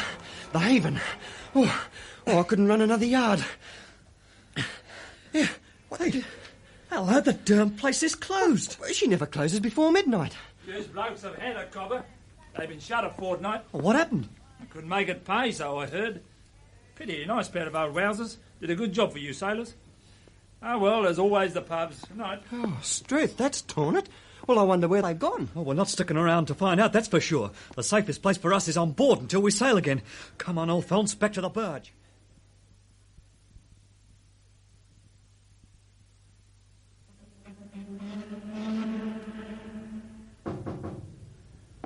Captain, sir. Captain of the Wildsmere aboard to see you, sir. Oh, yes. Show him in, will you, quartermaster? Aye, aye, sir. Straight through, Captain. Day cabin on your right. Thank you. Oh, come on in, will you? Welcome aboard. My name's Hal. Asky. Asky, you old rascal. What are you doing in Rio? Well, your quartermaster's just told you. I'm commanding that hooker out there in midstream. We're taking over your berth when you move tomorrow. Oh, damn. How are you, Gannett? Oh, a long time, eh? Well, 15? No, by George, nearly 16 years. Well, I am glad to see you. You know, I've thought of you every time we put into Liverpool and laughed my head off. Oh, I'm glad of that. I've been waiting each time to feel the heavy hand of the law on my shoulder. I wonder what was behind all that business. Well, you know, I can tell you the whole story now. Well, fair dinkum. Well, OK, shoot. Well, you remember that cake we took home for old Auntie? I do. Well, lovely grub. I can taste it this day. You know, they don't make 'em like that now. It's a lust out. What the devil are you talking about? You never did taste it. Oh, didn't I? Asky boy, I was a rat. You know what it was like in those days, always starving? Well, one night in the Med, while you were on watch, I couldn't stand it any longer, so I'm afraid I just lifted your key, swiped the cake and took it down half behind the spud locker and wolfed every crumb. You go so rig-daring gutted swamp. It was shocking, wasn't it? Well, then, my idea was to slip ashore in Liverpool as soon as we got in and buy one like it, replace it so that nobody would have been any the wiser. But, well, the beads complicated matters. Beads? What beads? Well, that's what I'm trying to tell you. In the middle of the cake was a string of big artificial pearls. Well, made me feel real bad. You swallowed them? Serves you right. You damn fool. I mean, you know, bad in my conscience. I thought Auntie had put them in as a birthday surprise for the little girl, like my old ma used to put sixpences and charms in the plum pudding. Anyway, I wrapped them up carefully and stowed them away, intending to cut a chunk out of the bottom of the new cake, and then shove them in. Only more complications. When we got in, I was broke to the white. So what did I do but flog the pearls to the bosun? You remember, he was always buying that junk jewellery for his girl. Yeah. Anyway, I got 10 bob. Then I invented the story of the postal order from my sister, nipped ashore, bought a cake for 3 bob and a string of pearls for half a crown, made the swap, and that was that. Well, I still don't get it. You will. The pearls I sold the bosun happened to be real. What? You're 15,000 quid's worth. Do you mean you swiped from a sheep baron's missus in Queensland and smuggled out of the country by us pair of innocent zombies? What? It's a fact. Ella and her husband were runners for a gang that operated in Australia and the UK. When she passed over the Dutch, well, they naturally felt a little pain and lambasted the Judas out of her. Well, she must have convinced them she was in the clear, because then they laid for us when we got back to Sydney. Well, how did you find all this out? Old Arthur told me in Cape Town a few years back. What was he doing there? Waiting for Angie to come out of jug. She was doing 5 years for illicit diamond buying and smuggling them out. Do you know, they've been in this racket for years. I'll be damned. I wonder what became of the real pearls. Yeah, well, there you have me. Probably round some dockside flooser's neck in Liverpool still. If only she knew. And if only I knew which floozy.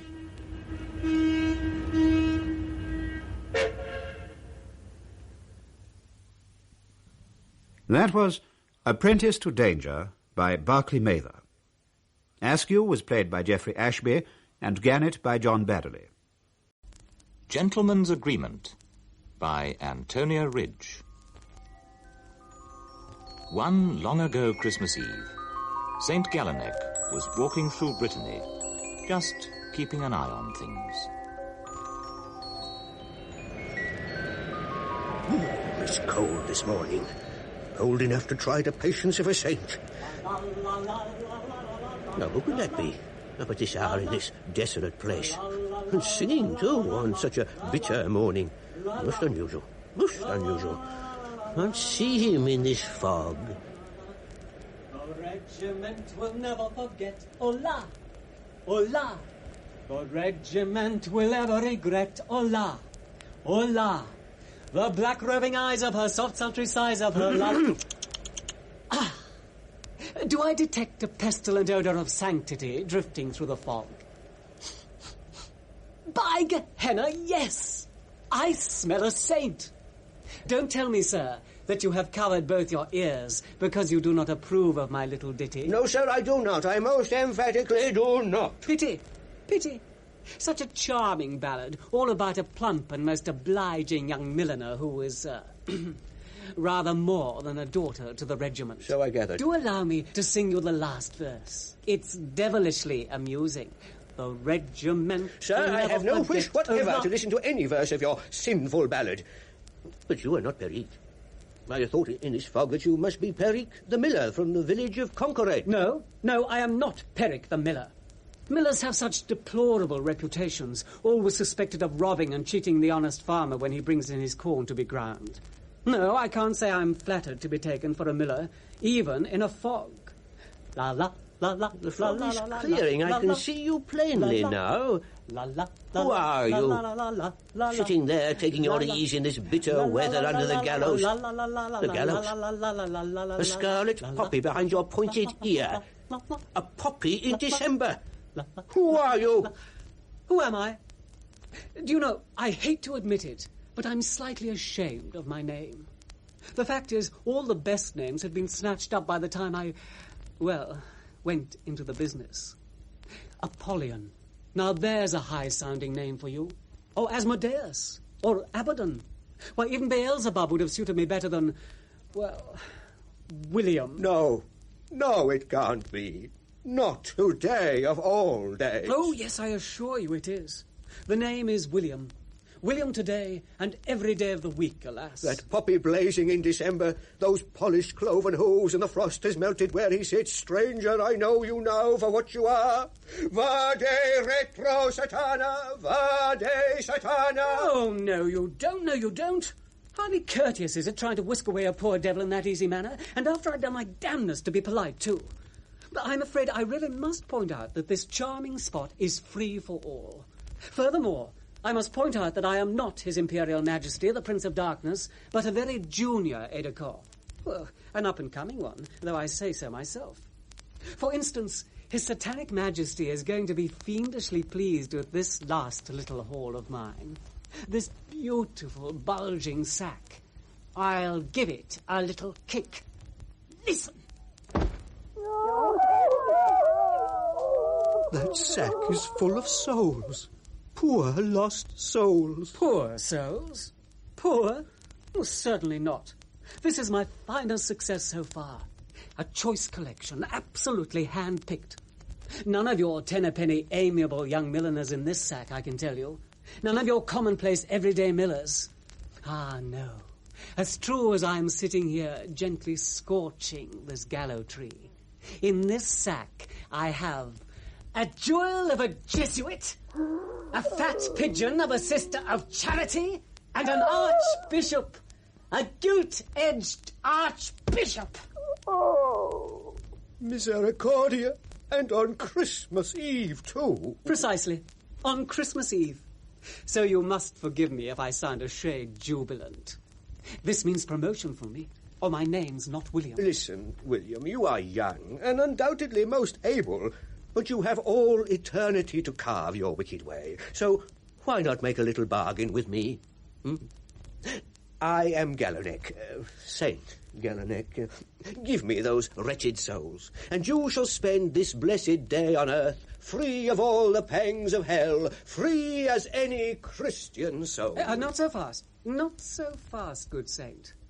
If I agree to release these extremely valuable sinners, and I must point out that the operative word is if I agree, do I retain all my powers? Though I should, of course, give you my word to use them only in some worthy cause, to do good. Retain all your powers, only to do good. Do good? Precisely. Only to do good. Such a change. One should always be charitable. Oh, how true. But I shall, of course, have to know where you propose to spend these hours of happy respite. No, anywhere quiet will suit me admirably. Yes. Shall we say Concored? Concored? Did you say Concored? Yes, Concored. It's close at hand. No distance at all. Oh, listen, William, I think it only fair to tell you that with the exception of 2 good Christian souls, the whole of that wretched village is past praying for. Hell-bound sinners, every one of them. Especially Perique the Miller. All the better. I shall feel hellishly at home. But it won't be much of a change for you. No, don't worry about that. It will be so restful. For though I shall stand loyally by my agreement to use my powers only to do good, you can hardly expect me to waste the golden hours getting round wearing my hooves out, playing the philanthropist. Now, can you? No, of course not. Well, that's decided everything, I think. Now, pass me that sack of souls. For one whole day, free of all the pangs of hell, go, William, go, to Concored!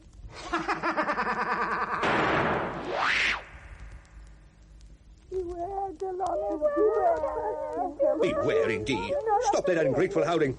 Stop it immediately. Beware of what, I'd like to know. I fancy I have the better of this little bargain. Oh, heaven above knows you little deserve my intervention. A Jesuit of all people. A sister of charity and an archbishop. All taken in, duped by a handsome young fiend by the name of William. Yet I must admit, now I think of it, I do not relish the green light that flashed for a moment in William's black eyes when he suggested Concored. Yet, what harm can he do in Concored? What harm could the archfiend himself do in that black sink of iniquity? As for those 2 devout souls, what are their names? Ah, yes, Eve, the herbalist, and the widow Lepis. Why, all paradise declares their piety to be well nigh impregnable. Braced as it is with gratitude to heaven that they are not as their neighbours. All the same, it may be as well to take intelligent, but of course, honourable precautions.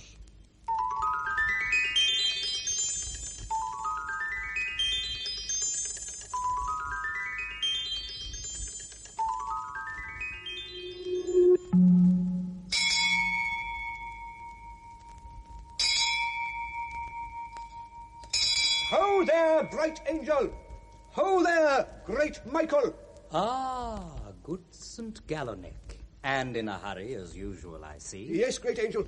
I must ask you to hand this sack to the recording angel with my respectful compliments. And I must have a word with 2 of the heavenly hosts. 2 of your guardian angels immediately as once. 2 guardian angels? But that is not so easily arranged. I am afraid they are all at their posts by now. I need not tell you, dear saint, that no guardian angel these days dares rest on his wings. Then who is that? Ah, yes, 2 of our very happiest angels. The only 2, alas, who have the leisure for celestial harmony. Tell me, great angel, would one of them by any chance be the guardian of old Eve, the herbalist of Conquered? Why, yes. And the other, would he be attached to the widow Lebise, also of Conquered? If so, I must speak to them at once, both of them. Great angel, I implore you, waste no time, but send them to speak with me immediately. Of course, good saint, of course. Laudate Dominum. Alleluia, alleluia.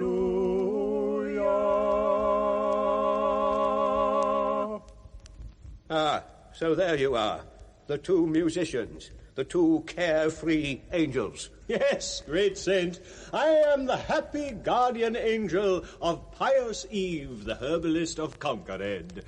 Deo gratia. And I, great saint, am the equally happy guardian of the good widow Lebise, also of Conquered. Alleluia. Not a line on your smooth faces, not a feather out of place. It is to be hoped that your sinecure on earth has not played the devil with your powers of persuasion. Oh, no, great saint, of course not. Definitely not, I assure you, great saint. Good. Now, listen to me. A moment ago, to avoid a scandal in the very highest circles, I made a gentleman's agreement. Yes, a gentleman's agreement with a young fiend. A very able young fiend by the name of William. In return for his latest haul, the souls of 3 most distinguished sinners, I have agreed to allow him to spend this whole day free of all the pangs of hell, free to wander where he likes in Conquered. Conquered? In Conquered. And in full possession of all his powers. A fiend? In Conquered? In full possession? Of all his powers? But only to do good. Deo gratias. Yes, but the wide road to hell is paved with good intentions. I must therefore request you to fly to Conquered without delay, and see to it that he spends a blameless and most unprofitable day. And I cannot urge you too strongly to be on your guard. William is no ordinary fiend. By the way, you will recognize him at once. He wears a poppy behind his right ear.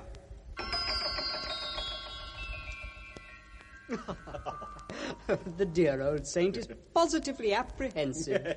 So anxious and so unnecessary. How little he knows the widow Lebise. Worthy, pious Mary Lebise. But we must humour him, of course. Come, dear angel, let us spread our wings. Away, then, away to Conquered!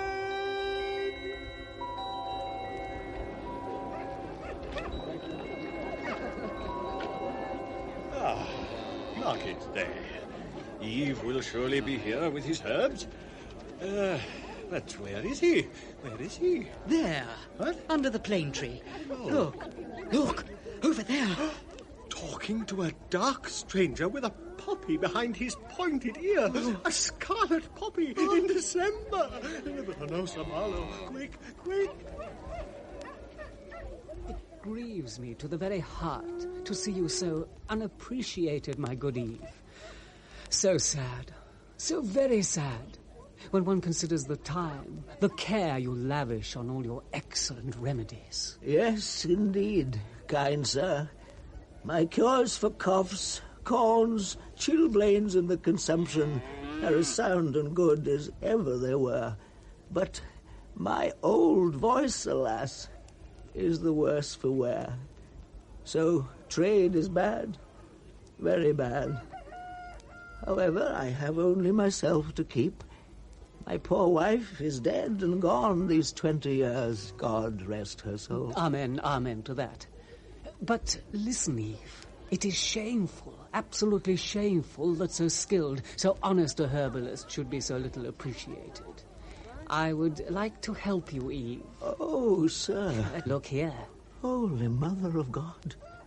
3 lozenges that shine like the morning star. As well they might.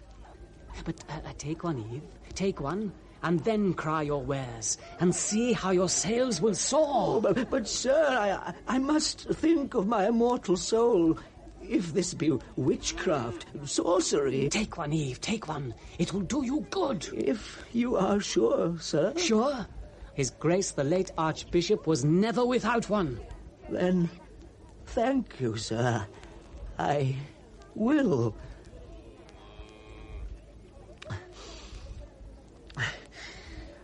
Come, buy my cures, my honest cures for all your ills.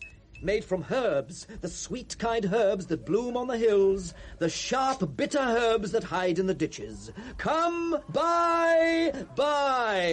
Why suffer from chills? Why endure painful ills? Buy my cures, my fine cures, my sweet, blessed cures. Oh, thank you, sir. Thank you, madam. Your change, sir. Why wait for corns, for that graveyard cough? Why wait for the consumption to waste? He has sold all his cures. He's going back to his cottage to fetch still more. And did you see that strange, unfamiliar light in his eyes? Where is William? I cannot see him. I have an uneasy feeling that he has fled to do another good deed, and this time to the pious soul in my charge. Brother, let us both prepare to give battle. Deus in agitorium meum intende. Domine ad adjuvandum me festina.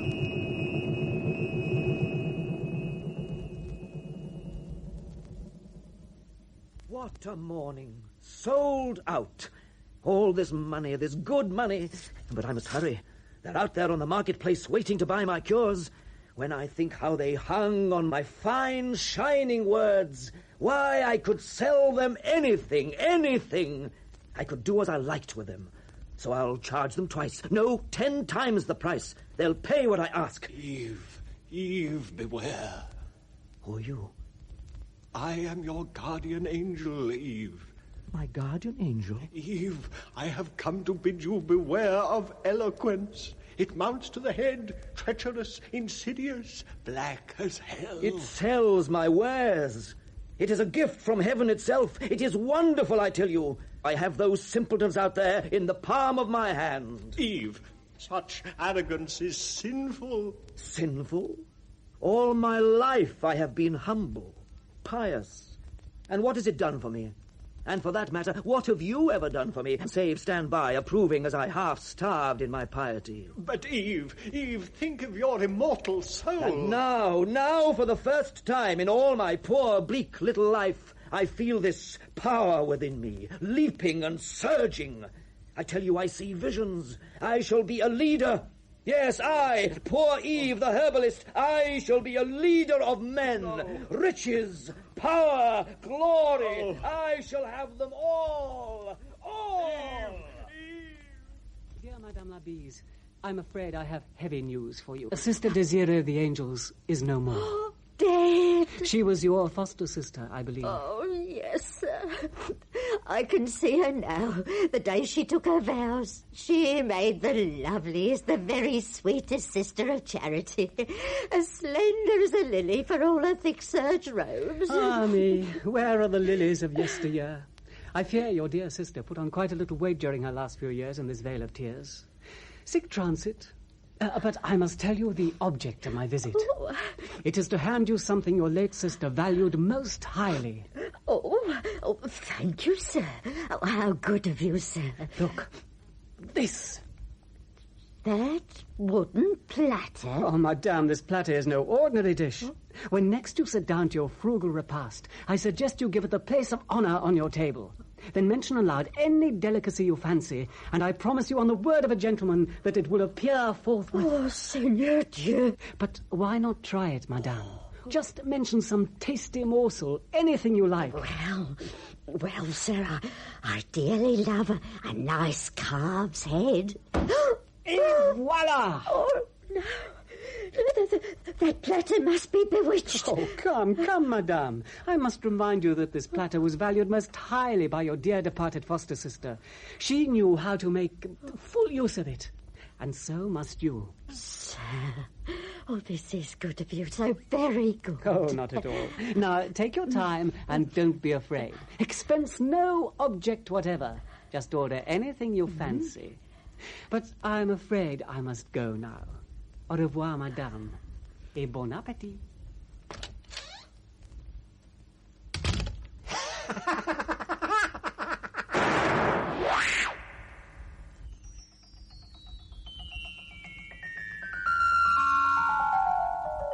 Miserere. Miserere, miserere.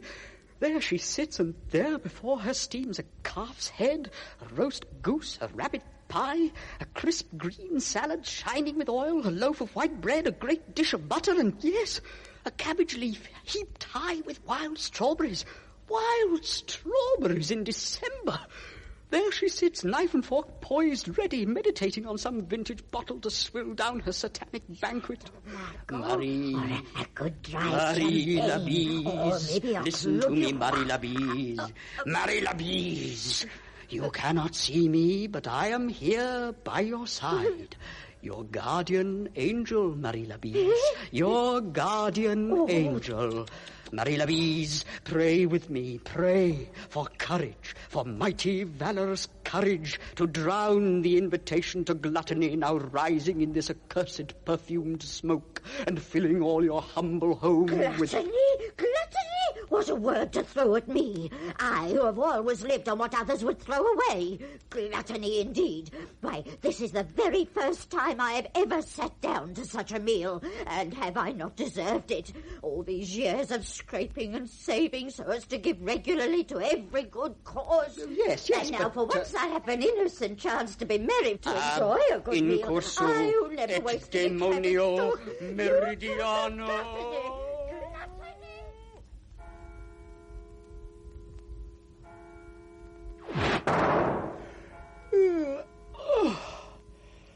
Hey-ho. Midnight at last. William! Here, Galanek, here. In my favourite spot, under the gallows. Ah, yes, so you are. Well, have you had a good day? So. Bored to the hooves, I'm afraid. Well, I paid a couple of calls. No, strictly in the best interests of the parties concerned, as per our gentleman's agreement. Curse me! What is that? A procession of children at this time of night, led by the widow Labise carrying a large wooden platter.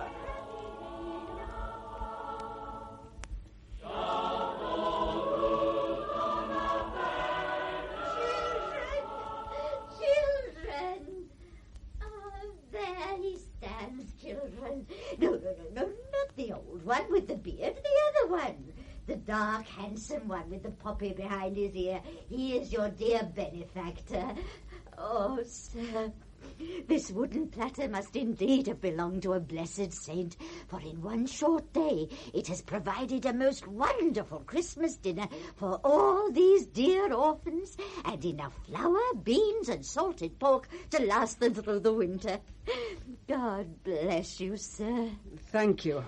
A pleasure, I assure you. A pleasure. Come now, children.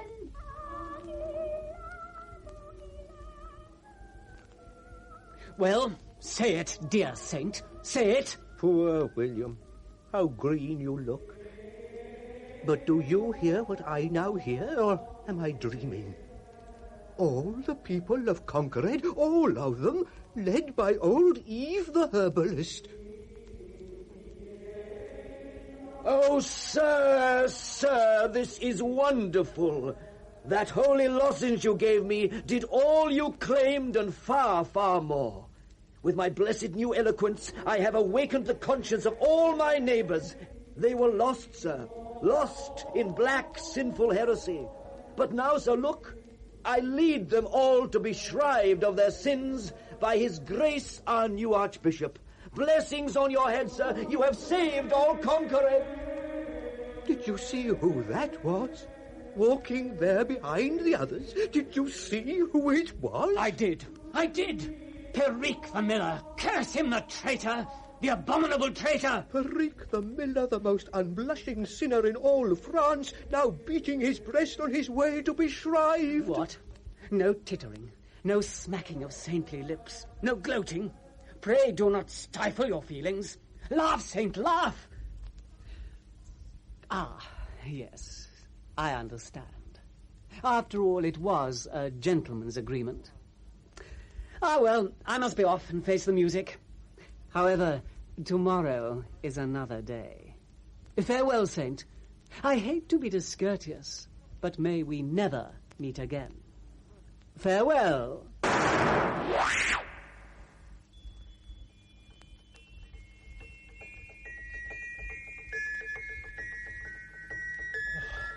Laudate, laudate. Dear Saint Gallowneck, we are here. So I see.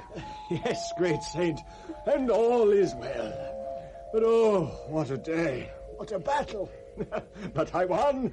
I saved pious, trusting Eve. And now he, yes, he has saved all Conquerade. So I understand. And I, great saint, plucked most mightily at the conscience of the widow Labise. And I won. I won. Laudate! Laudate! Laudate! Laudate. Well, may you croak, Laudate. You look a sorry pair. Drooping there, feathers bedraggled, faces grey, streaked with sweat. Oh, well, let this be a lesson to you. This should teach you to keep on the wing. Great saint! No. You'll get no warm words of praise from me for simply doing your duty, your plain duty. And pray keep in mind that tomorrow is another day. And Christmas Day at that. So back to your posts now. Farewell.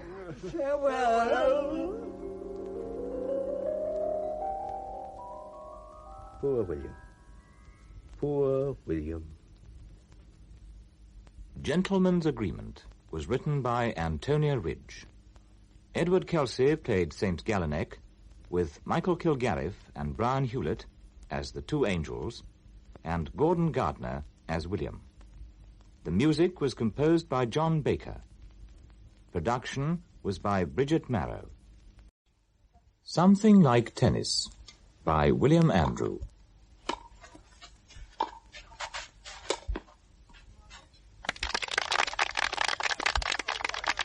Oh, what a careless shot, Joan. How's the match going?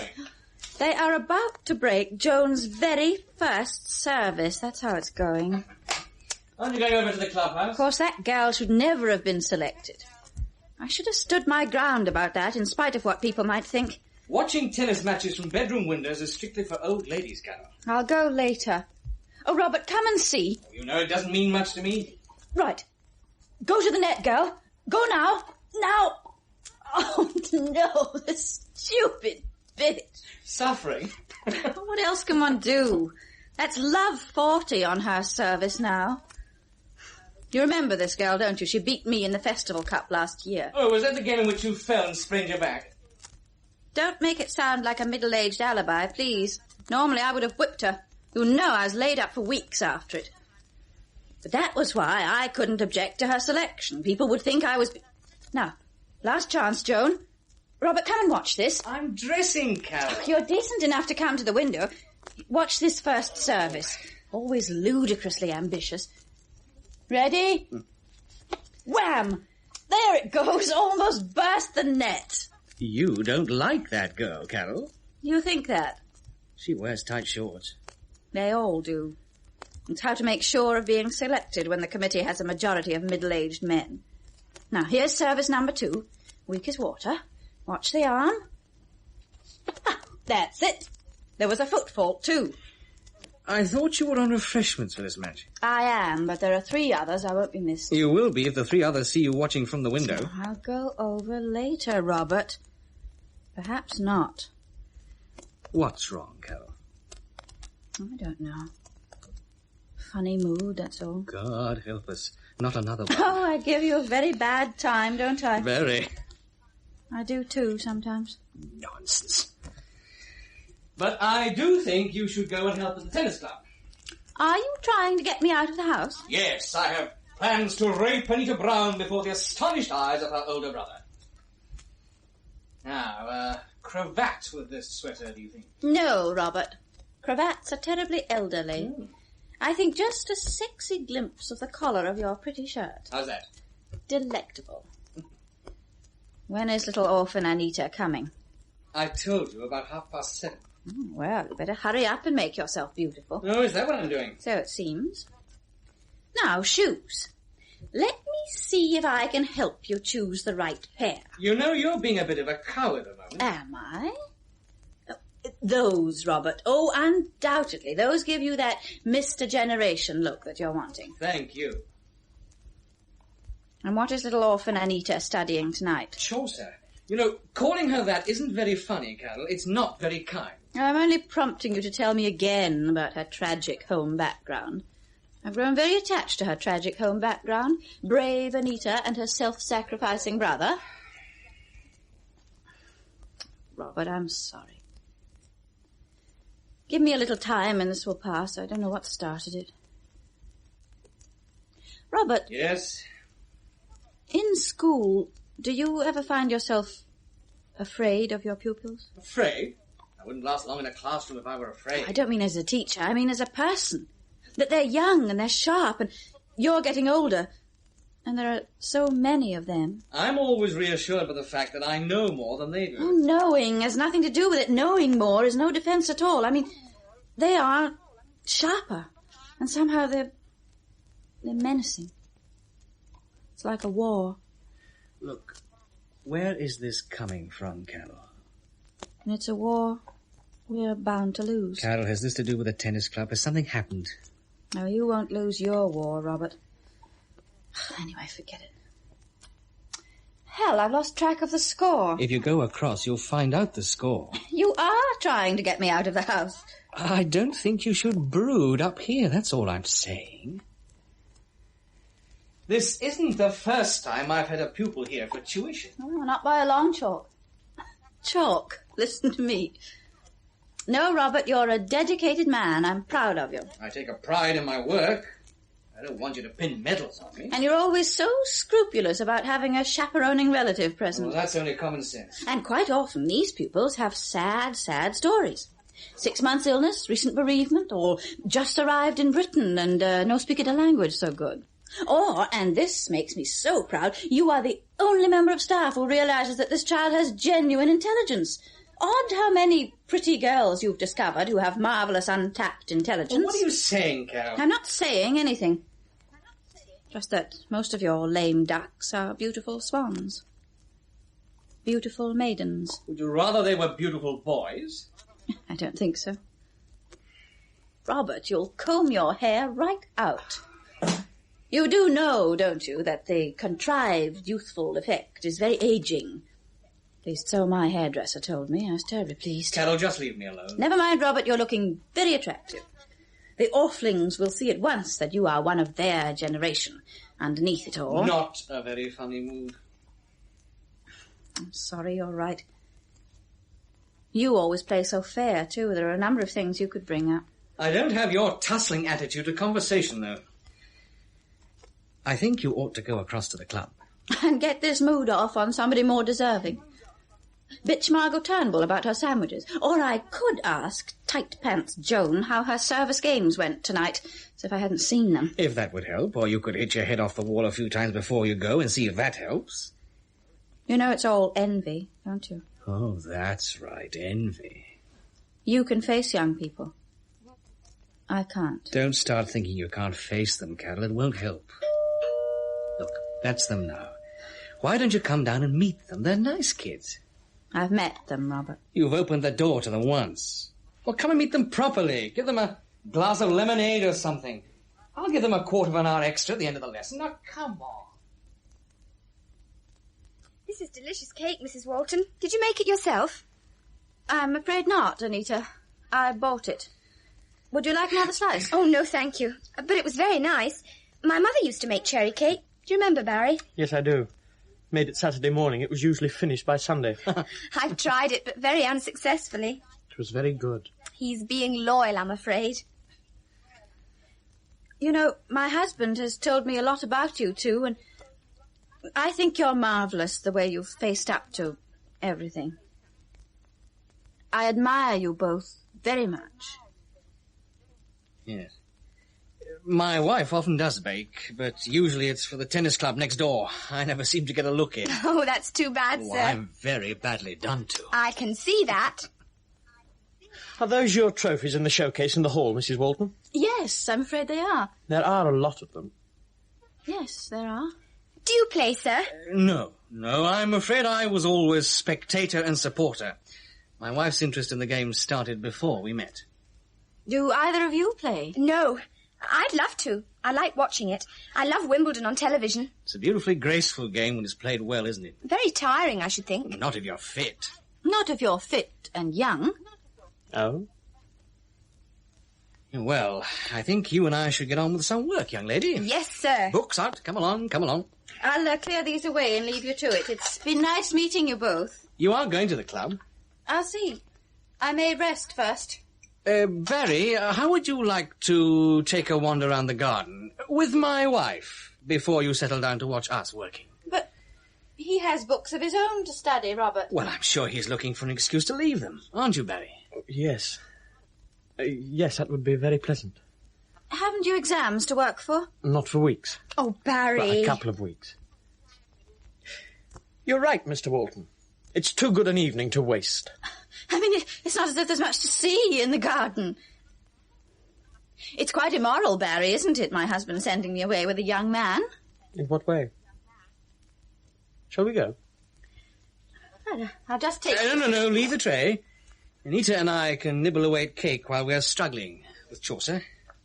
Oh, go on, Carol. Oh, we're being ordered out. So it seems. Barry is studying economics, so you might pick up a tip or two for the housekeeping. Thank you, Robert. Excuse us, Anita.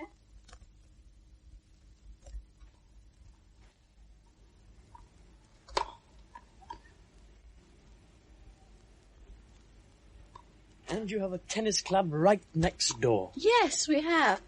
We chose it specially. Actually, the wall is too high to let us see the courts, but I can watch from the bedroom upstairs. But I won't take you there. You might think I was going to seduce you. No, I wouldn't. You said you chose this house because of its closeness to the tennis club. That amazes me. Oh, we've done worse than that. We used to plan our holidays to take in as many of the club tournaments as possible, all over the country. Disgraceful, really.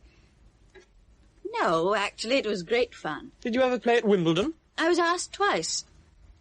Out in the first round, both times, I'm afraid. I learned from that I was a good club and county player, and no more. You didn't like learning that? Well, no. Got a thing about winning? Why else does one play? Do you find it carries over to other things? What does? The need to win. I've always thought that there was a philosophy of competition. On a tennis court, or dealing with people, or in business. I don't understand it. Really? And it's a waste of energy? That's right. We could sit down here for a few minutes. You're at university now, aren't you? I am. And you're studying economics. What a lot of people study economics nowadays. Soon the world is going to be peopled by starving economists. Why did you say that? I don't know. Just the idea of all the experts never managing to solve the problems of the planet and finding themselves... No, but why say it? Don't you see why you said it? I was trying to make polite conversation. All right. I suppose you'll have a wide choice of careers when you get your degree. I hope so. I'm sure in your circumstances you'll want to start earning as soon as possible. How could two people be so unfortunate? Your mother being killed in that accident. Your father in hospital, so ill. Die. I know. I'm sorry. Yours is all the credit for keeping Anita with you. I've had a lot of help from aunts and uncles and from the authorities. I still think it's wonderful. Thank you very much. I am suitably crushed. Crushed? You won that point. What are you talking about?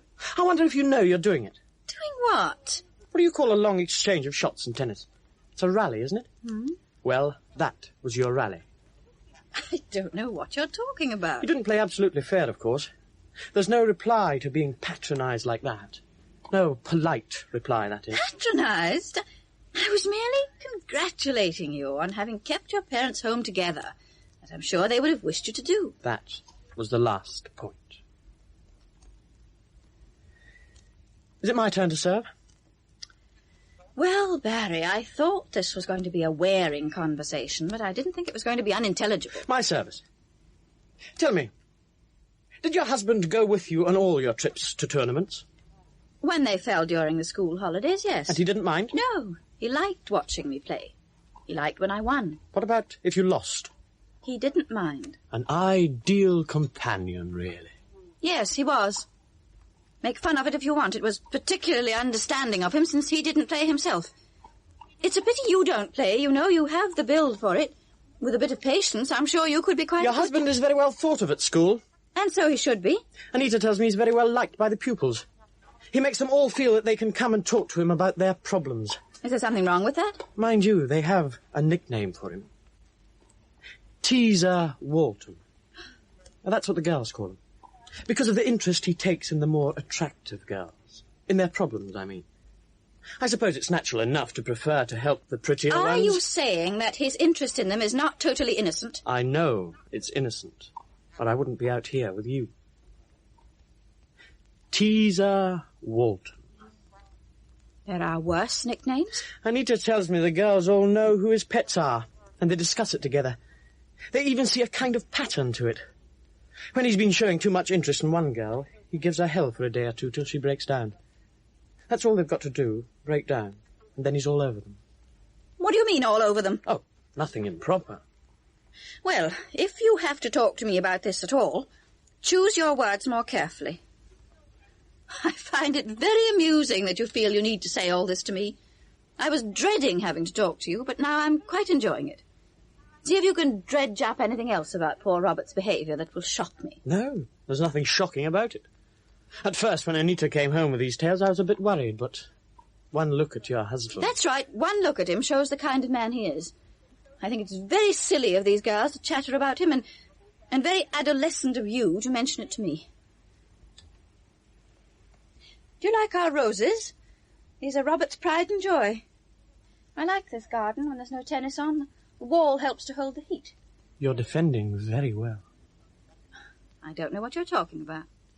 But this business of Teaser Walton... When I thought about it more deeply, I saw there was something pathetic in a man of 40 making up to 15- and 16-year-old girls, no matter how innocently. Making up to is a nasty phrase. I started to think there must be something lacking in his life. Now, that is an impertinence. You have no children? No, I have no children. Was that because of your tennis? This is none of your business. No. It's not. I'm sorry. Trophy case instead of nursery. No. I'm sorry. I think you are too young to understand. A relationship between a man and a woman taken over the years is a very complex thing. I know. We'll leave that. I suppose you regard that as your point in this crazy system you have? Well, yes. Perhaps we should be going in now. I don't know much about tennis. Tell me, is it in order to aim the ball straight at an opponent's body, or at the head, or even more vulnerable places? It's a fine time to ask. It's frowned on, of course. Why? It is done, though. Oh, yes. Are there other unfair things one can do? I mean, obviously that is the closest you can come to fouling someone, as in soccer. What else is there? Nothing very terrible. Gamesmanship, really. Taking too long to serve. Unsettling your opponent by questioning decisions. Did you do that kind of thing? I suppose I did my share. At a certain level of tennis, one has to, for survival. There's no punishment? Oh, one could be cautioned by the umpire. Yes, I suppose eventually disqualified, though I've never seen it happen. Actually, if one does anything even remotely unfair, one apologises to one's opponent. I've learned that one, too.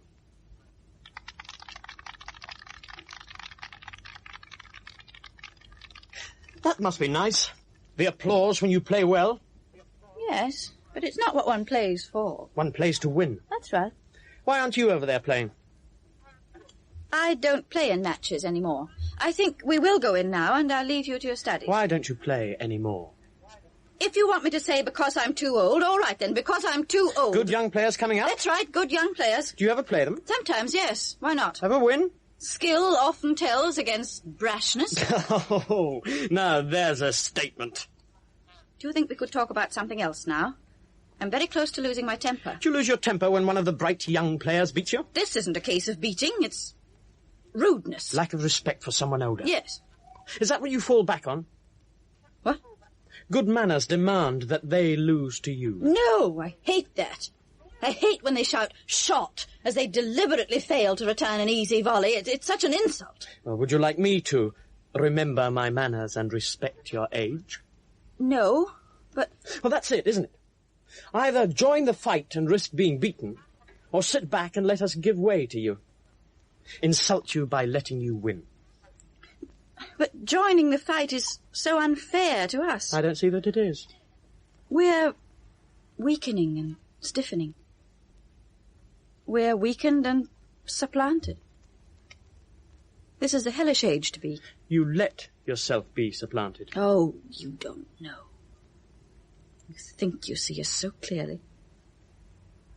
The unfair thing is that we see ourselves even more clearly and cruelly. Self-pityingly. Yes, all right, I'll accept that. Because, by God, it's worth pitying. Teaser Walton and his ex-champion wife. Me polishing my trophies while Robert ogles his girl pupils. And if it's pathetic now, what in God's name is it going to be in 10 or 15 years' time? It is possible to age gracefully. Is it? There's a stupid thing to say. You damn well try it. It's a war. That's what it is. It's a war against the young, and it's best not to confront them like now, because... Because then you get beaten. Then you get hurt. Age gracefully. Well, I know I'm not doing it very well. I haven't got used to it. And I know I do set too much store by winning. I envy Robert because he's in a position to control young people and still gain their respect and affection. Do you try to get it? Robert's is the only affection I can trust. What about across there? No! What kind of affection would that be? Good old Carol always does the sandwiches. Friend to the young players, almost a mother to them. I'd rather die. Why? It sounds all right. Rushing up to me when I fall as if I were 80 and fragile with it, when I'm only just... That might be affection and concern. Patronising pity. But listen to you. You're doing everything you can to make me pity you.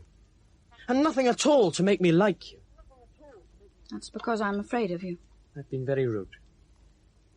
Let's see if you're so bright and cute when you're my age. I expect I'll be neurotic in some other way. You're so damned young and confident and cruel. What a thing to say. Do you know what I'd like to do? I'd like to slap your face really hard. A forehand smash. And that would please you? Very much. It would put me in my place. I doubt it. It wouldn't even win the match, or whatever it is. Oh, that's over. On your say-so? Oh, no. I made a mistake about you.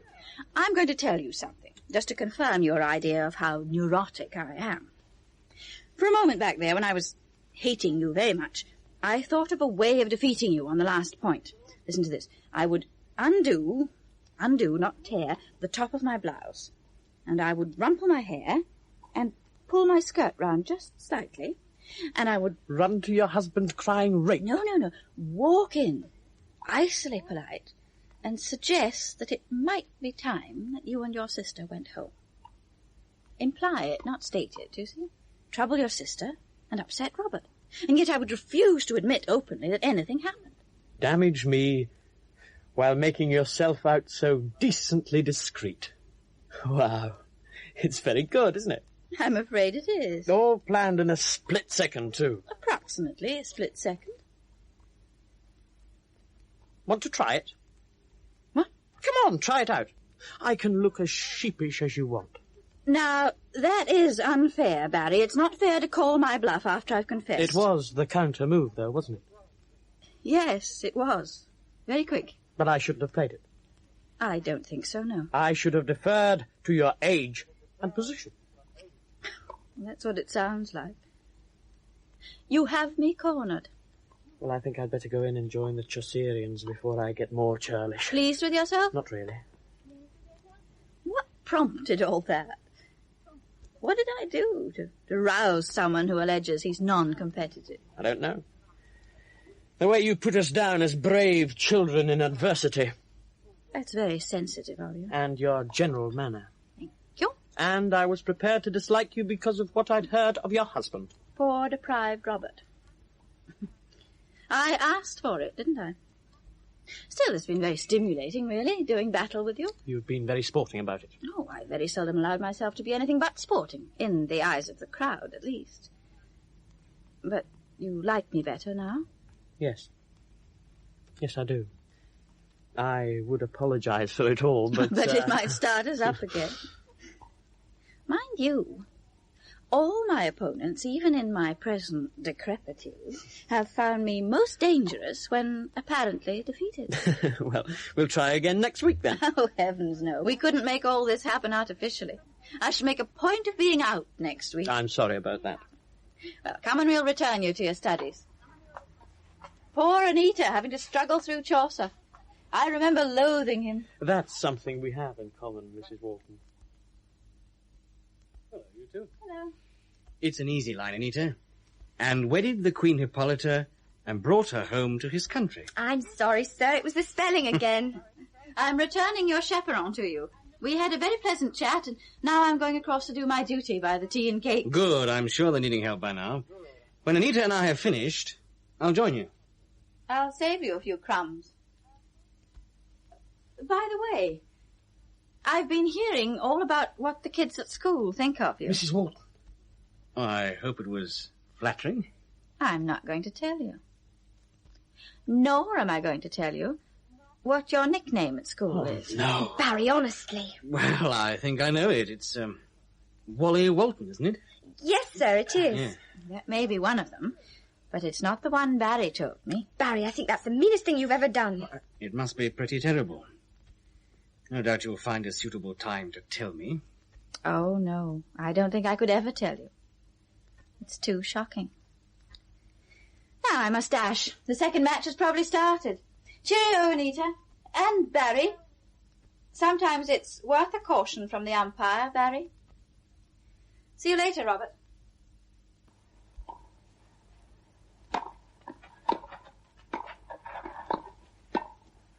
In Something Like Tennis by William Andrew, Carol and Robert were played by Eileen McCallum and Paul Kermack, and Anita and Barry by Tricia Scott and Ronald Bain. The play was produced in Scotland by Gordon Emsley.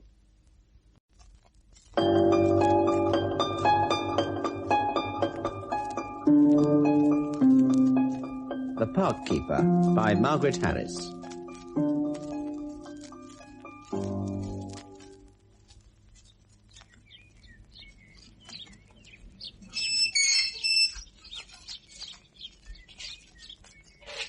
Hey there! You! Oh, you addressing me? Am I addressing you? Who do you think I was addressing? The air? The grass? Of course I'm addressing you. There's no need to be rude. What do you want? Keep off the grass, see, that's all. Keep off the grass. I wasn't on the grass. Not yet you weren't, but you were very near it, weren't you? Very near it you were. I had no intention of walking on the grass. Oh, yes, that's what you say now, isn't it? That's what you're bound to say. Look at that notice there, see it? Big letters, keep off the grass, it says. You better watch it. I tell you, I was not going to walk on the grass. No people on that grass, no dogs neither. No dogs allowed on it. Remember that. I don't have a dog. So you say. How do I know you're telling the truth? You could have 3 dogs for all I know, couldn't you? 6 even. Look, I have not got a dog, and even if I had, I wouldn't bring it here. In fact, I doubt whether I shall walk here again myself. Is that so? Hoity-toity, are we? Tell me one thing, then.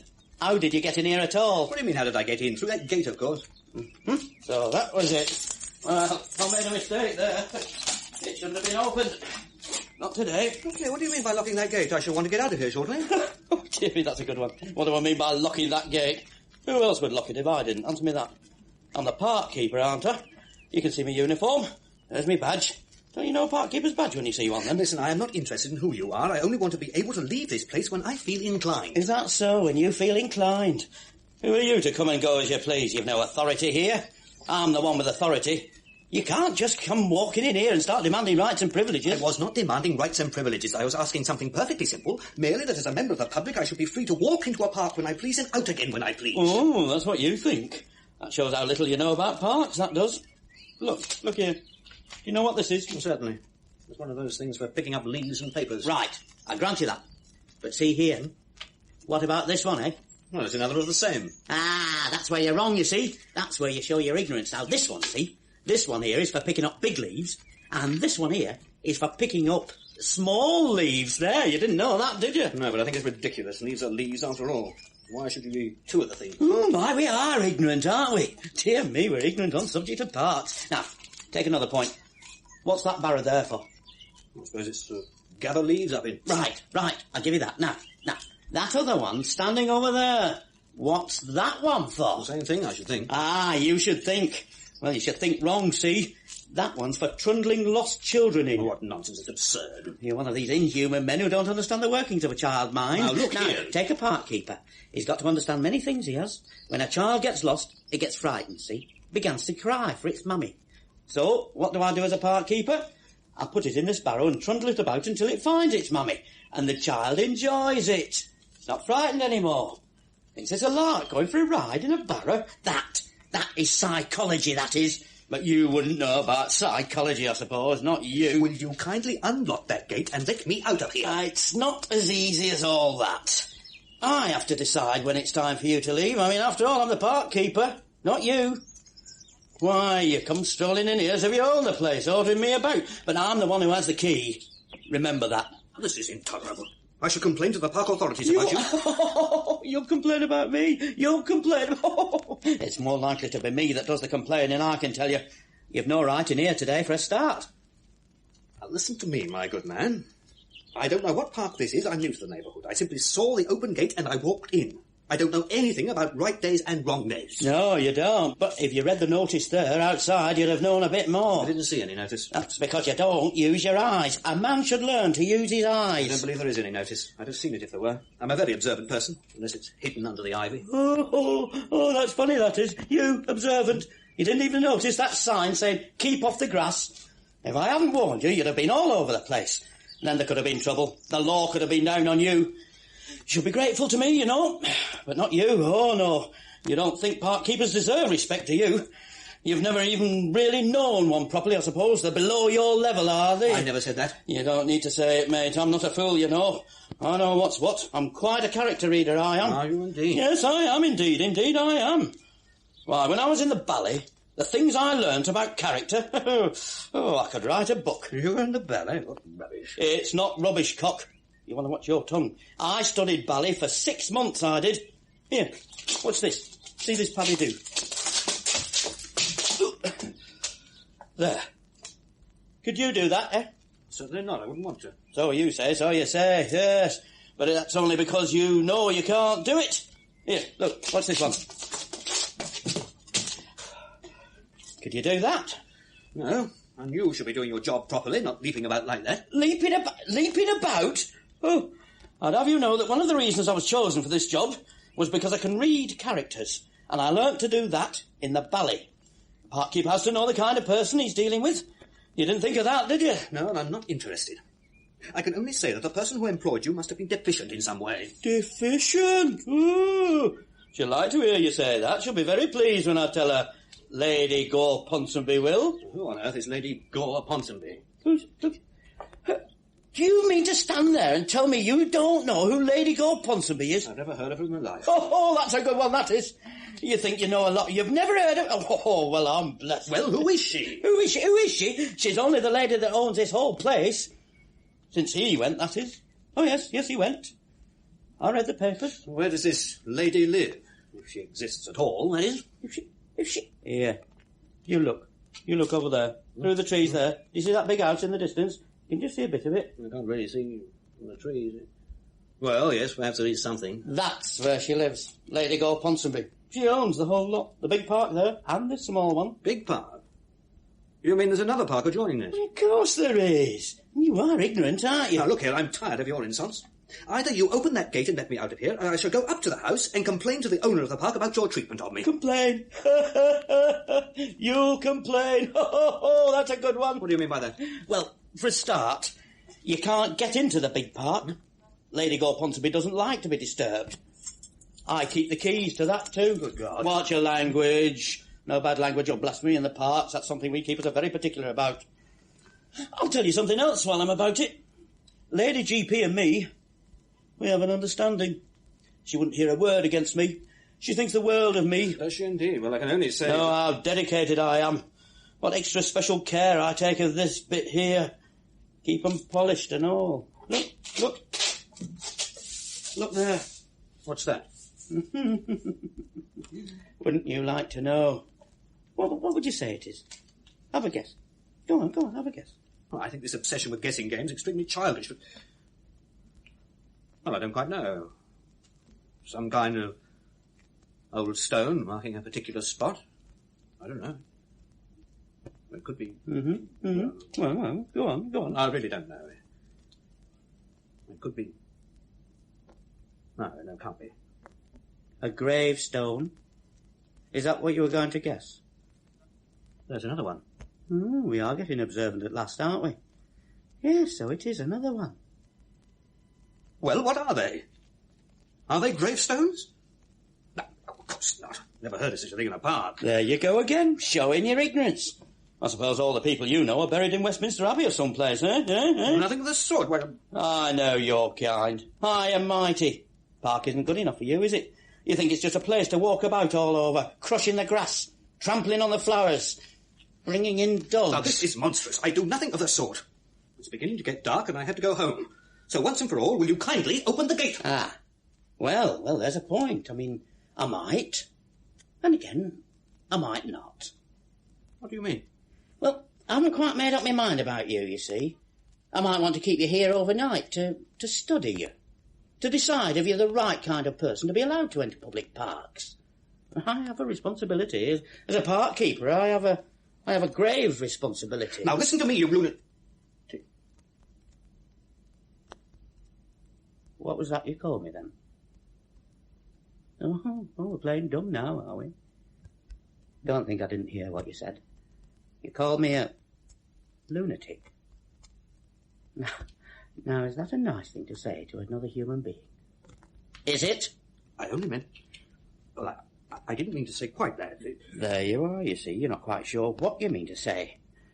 No, there's no doubt about it. I shall have to watch you. Look, my good man, if you will open the gate and let me go now, I'm prepared to give you my word I shan't come into your park again at any time. Ah, but do you mean that? That's the point. It's easy enough to say, but how do I know you mean it?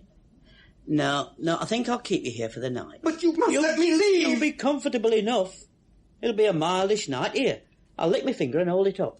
See that? No wind. A few leaves over you and you'll be as snug as a babe in the woods. What's the matter with that? Who do you think you're calling to? There's nobody to hear you. Help me! Well, if you want to go wasting your time, go ahead. You'll soon get hoarse if you go on like that. Now, what's the matter with my little plan, eh? About you staying here for the night. I wouldn't see you starve, you know. Oh, no. I'm not a hard man. I'd fetch you a bowl of soup and a bit of bread. You'd be all right. But you must let me go. I'm expected at home. Who expects you? Tell me that. Well, my landlady, she would wonder what had happened to me if I didn't return tonight. Your landlady. Not your wife. I knew you weren't the marrying kind. I could tell. Now, you're worrying yourself unnecessarily. I mean, what's it to a landlady? One of her gentlemen lodgers has a night out on the sly, eh? You're a grown man, aren't you? You can do as you like at nights. Nights are good times to be out. I like the nights myself. Please let me go. Now, what on earth are you looking scared about? You've no call to be scared. Why, to look at you, anybody would think I'd done somebody in and hidden them away under these stones that I polish. Why, you don't think I'd do a thing like that, do you? No. No, of course not. Of course I don't. It's just that I have to leave now. No, can't let you go yet. Maybe I will in 10 minutes. And then again, I might take 10 hours. Depends on my analysis of your character. You give me those keys! Give me those keys! Oh, you can't catch me. You can't catch me. I'm agile. I'm too agile, you see. I've the ballet training to thank for that. I must get out of here. I must. It's no good you looking up there. There's no way to climb out. These creepers on the wall aren't strong. You'll just have to wait for me to let you out of my own time. There. See? I told you not to try it. You've given yourself a real nasty tumble there. You're a silly man. You wouldn't listen to reason. You won't be told. Please give me the keys and let me unlock the gate. Do you seriously expect a park keeper to part with his keys? Is it money you want? I'll give you money. All I have with me. Here. What would I want with your money? I don't need your money. I've got a nice safe job here, haven't I? Lady Gore Ponsonby. She looks after me very well. I told you we have a very good understanding. Then what can I do to get out of here? Tell me, anything. Oh, what can you do? Well, let me see now. Let me think about it. You might beg. Yes, you could try begging. Begging? Did you say? Very well, I beg you to open the gate. I beg you. There. That's not proper begging. You call that begging? You have to beg. Like a dog. To beg properly. Now, you have to try begging like a dog. Like a dog? No, I won't do it. It's preposterous. Oh, well, make up your own mind. Nobody's forcing you. Nobody's using any pressure whatsoever. It's getting dark. Look, if I do what you ask, if I beg on all fours like a dog, will you let me go? I can't make an actual promise, but I'll be willing to consider it. All right. Look. There. I'm a dog. I'm begging. Sit up on your hind legs. Yeah, very well. Look, anything. That's not at all bad. Say woof. Go on. Say woof. Woof. Woof. There's a good doggy. Now, lie down, sir. What did you say? I said, lie down, sir. That's a command. The master tells his dog to lie down. The dog has to obey. Lie. That's quite good. Now, sit. I said, sit. There. Nice doggy. Well done. Oh, you deserve a pat on the head for that. Oh, that was a silly thing to do. You tried to get my keys again, didn't you? Just when we were getting to understand one another. Fancy trying to do a thing like that. I shall have to punish you. I'm sorry. I was wrong. Forgive me. Punishment first, forgiveness after. Now you lie down. Now. That's right. It's cold. It's cold on this hard stone. Well, I'll put some leaves over you to keep off the chill. If you'd ever been in a valley, you'd know how to warm up. But you're ignorant, see? There, that should do it. Stay there. Don't move, do you hear me? Not a move. No. I'll go off and get you that bowl of soup, I said, and then I'll come back and consider your case. If I see you've moved from that position when I come back, I might consider keeping you here until next opening day. And that's another week away. Lie still now. I won't be long. Lie still. Good doggy.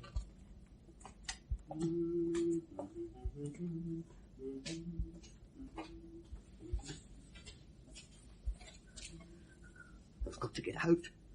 I've got to find a way out. Is anybody there?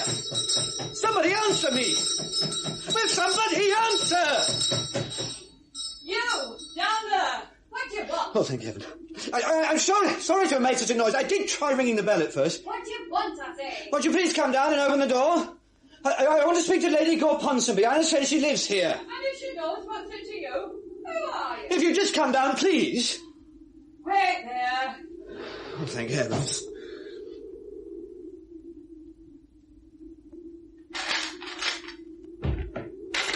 What do you want? I would like to speak to Lady Gore Ponsonby, if you'd let me come in. You stay where you are. The chain on this door's as thick as a post and you're not getting past it. Now, what's your business? I'd rather speak to Lady Gore You can Ponsonby. speak to me or no one. I won't have the old lady disturbed. It's a lucky thing for her she's on the deaf side of all your knocking and banging about with a deaf and deaf proper. No, I'm sorry, I do apologise. Perhaps you would help me. It's the park keeper, you see. Well, Collins, what about it? Well, it's quite absurd. He refuses to let me out of the park. He says I've got to spend the night here. Do you expect me to believe that? Well, it's true. You must take me for a fool. You've broken in here, haven't you? Broken in? No, of course not. The Brigadier always kept a good supply of shotguns, and I wouldn't hesitate to use one of them if I had to. Oh, this is ludicrous. The whole situation. Oh, good God, woman, I haven't come here to try and steal anything. All I want to do is to get out of the place. Here. You're not one of them reporter fellas, are you? Oh, why on earth should I be a reporter? Well, they have sly ways. Anything they'll say or do for a bit of a story. Why, I even had the nerve to come around here when the Brigadier... What about the Brigadier? Never you mind. I don't know why I'm wasting my time talking to the likes of you anyway. Be off with you now. I've got to see to the old lady. No, wait. Please don't go. Tell me, is there any way I could climb out? Like you climbed in, I suppose, by the look of you. Will you stop treating me like a criminal? I walked in the way any normal person would walk into a park, through a gate. And then that wretched fellow locked me in. You will stick to your story, I'll say that for you. But it won't wash with me. Truth is, I suppose, you thought getting into the house would be a simple matter. And now you can see you've met your match in me. You've made up a cock and bull story a child of 5 wouldn't believe. Be off with you, I say. What can I do to convince you? It's as if I walked into some kind of nightmare. You are real, aren't you? Here. What's that you're saying now? Me? Real? Listen, you're not right in the head. I've been accused of trespassing, practically called a thief, humiliated, made to act like a dog. Here, you get out of here. Who's that? Who's there? Is that you, Geoffrey? I don't know. There. See what you've done now. I hope you're satisfied. Geoffrey! Is that you? Why don't you come in, Geoffrey? There now, my lady. It's not the Brigadier. It's all a mistake. Are you sure it's not him? I've been expecting him. I've been waiting for him to come. No, it's not him. You come along back inside with me. Now it'll take me half the night to get her settled. If you're not away from here in 2 minutes, Did you have a good day's shooting, Geoffrey? Come in and tell me all about it. I've been waiting. Get away, I tell you. It's all right, my lady. I was just going to close up for the night. Oh,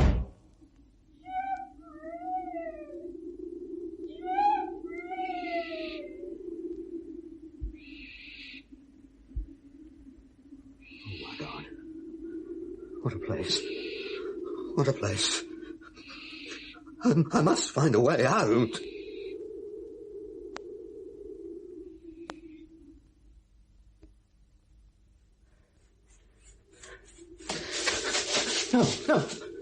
No, I'm sorry I moved. I'll go back to the stone. I'm very sorry. I'll be a dog again. You're not? Who are you? Me, sir. I'm the park keeper. What are you doing here at this time? What am I doing here? You may well ask. It was that other chap, the other park keeper. The park keeper? There's no other park keeper. But there is. He refused to let me out of the park. Absolutely refused. You must be mistaken, sir. I'd know if there was anyone else. Come, I'll let you out. It's quite dark. Dark, of course it's dark. The time I spent trying... I even went to the house to ask for help. You went to the house, sir? Yes, and another good he did me. A terrible woman there, threatening me with shotguns, and somebody calling for Geoffrey. Ah, yes. That would be the old lady. She's over 90. If Mrs. Carruthers threatened you, it's only because she's so fond of her. She looks after her well. She was only talking. She wouldn't have hurt you. She certainly spoke in a most aggressive manner. But it was the other man, that park keeper. I've already told you, sir. There's no other park keeper. Oh, my head. Spinning. Look here, Is something the matter with your head, sir? Did you have a fall, maybe? Yes, I did have a fall when I was trying to climb up the wall back there to get away from that lunatic. Ah, you did fall, then. Come along, sir. Maybe gave your head a bit of a bump. Listen, are you implying... There was another man. He acted very strangely indeed. He said in a ballet dancer. Ballet dancer, sir? Oh, come now. It's not a very likely thing for a park keeper to say about himself. You know, I think you should go home and have a bit of a rest. There is nothing wrong with my head, if that's what you're trying to say. This man, he was talking about dogs and lost children in barrows and God knows what else. You must know him. I'm afraid not, sir. He said that Lady Gore Ponsonby, he had a good understanding. That's what he said, a good understanding. And this Brigadier, who's he? Brigadier? Oh, he was the old lady's son. She's never really taken it in that he's dead. Very attached to him, she was. He's dead? Oh, yes. Quite a time ago now. She said something about shooting. Yeah. Did he have a good day's shooting? Yes, well, the Brigadier was a very good shot. It was a tragedy the way things turned out. What do you mean? Well, his gun backfired. He was killed. They wrote about it in the papers. Yes. And we had the police down. Ah, well, these things happen. Mrs. Carruthers looks after her ladyship very well. She never leaves the house these days, just stays there with her all the time. She's very devoted. Ah, what's that? Here we are. Here's the gate. Thank you. I mean, for seeing me out. I'm most grateful. This other fellow, didn't really scare me, but Other people should be protected. One doesn't expect that kind of treatment from a park keeper. The idiotic things he said. A pole for picking up big leaves and a pole for picking up small leaves, and the way he kept on about dogs. Now, sir, I'd just forget all about it if I was you. A person could get a bit dazed after a fall. Maybe you dozed off or something. You didn't notice the time, and then when you came to... I tell you, he was here. He was here! Ah, well, sir. If you say so, of course. If you want to think that. Now, you get off home. Let's play. You feel a lot better tomorrow, I don't doubt. Good night to you, sir. Listen to me. Oh. What's the use? Good night, sir. Damn him. Damn his hide. I'll have him for this. Come out. Come out, you. Oh, I'm sorry, William. It was just a little outing I took. I didn't mean any harm. Little outing? Now, you listen to me. If ever you touch my keys again, I won't touch them, William. I won't, never again. You've only been here 3 days, and already you've got into trouble. There's no trusting you. I'm sorry, I was only playing. I was being a park keeper like you. You had that man frightened out of his life. I should have more sense than to leave you. It's only a game, William. I was going to let him out before you got back. Good thing I got back early. God knows what might have happened if I hadn't. You might have had to go back into that hospital again. No, you won't send me back there. I told you were never to go outside of the big park. Didn't I tell you that? Well, yes, you did, but... I told you the places you could go. You were to stay here quiet so nobody would see you. Didn't I tell you? I let you wear that old uniform and the badge. William, let me keep the badge. Well, only if you promise to do what you're told. I'll do anything you tell me, William. I promise you I will. I'll never go to the other park again. You'd better not. Oh. No use being angry with you, I suppose. It's just that you don't think, you see, George. You might have lost me my job. Oh, I wouldn't have done that. You know I wouldn't have done that. You're a good brother to me. I wouldn't do anything to hurt you. I will say no more about it. You're a good brother to me, you are, William. William? What is it now? Don't you think I could have a dog? Just a little one, even. I'd really like to have one. I'd make it do all sorts of tricks. I wouldn't let it make any noise. I would train it to do everything I told it. I'd say, lie down, sir, and it would lie. And I'd say, sit, and it would sit up and beg. And when I told it... Shut up now, George, will you? Oh, I could do with a bite to eat. Come on now, get the plates and things out and let's get started. Yeah, right, William, I'll do that. I'd call my dog Barnaby. Yes, that's what I'd call him. Barnaby. And I'd say, lie down, Barnaby. Good doggy. Sit still, Barnaby. Say woof. There's a good dog. Say woof. In The Park Keeper by Margaret Harris, the park keeper was played by Roy Kinnear, the man by Edward Kelsey. The play was produced by Kay Patrick.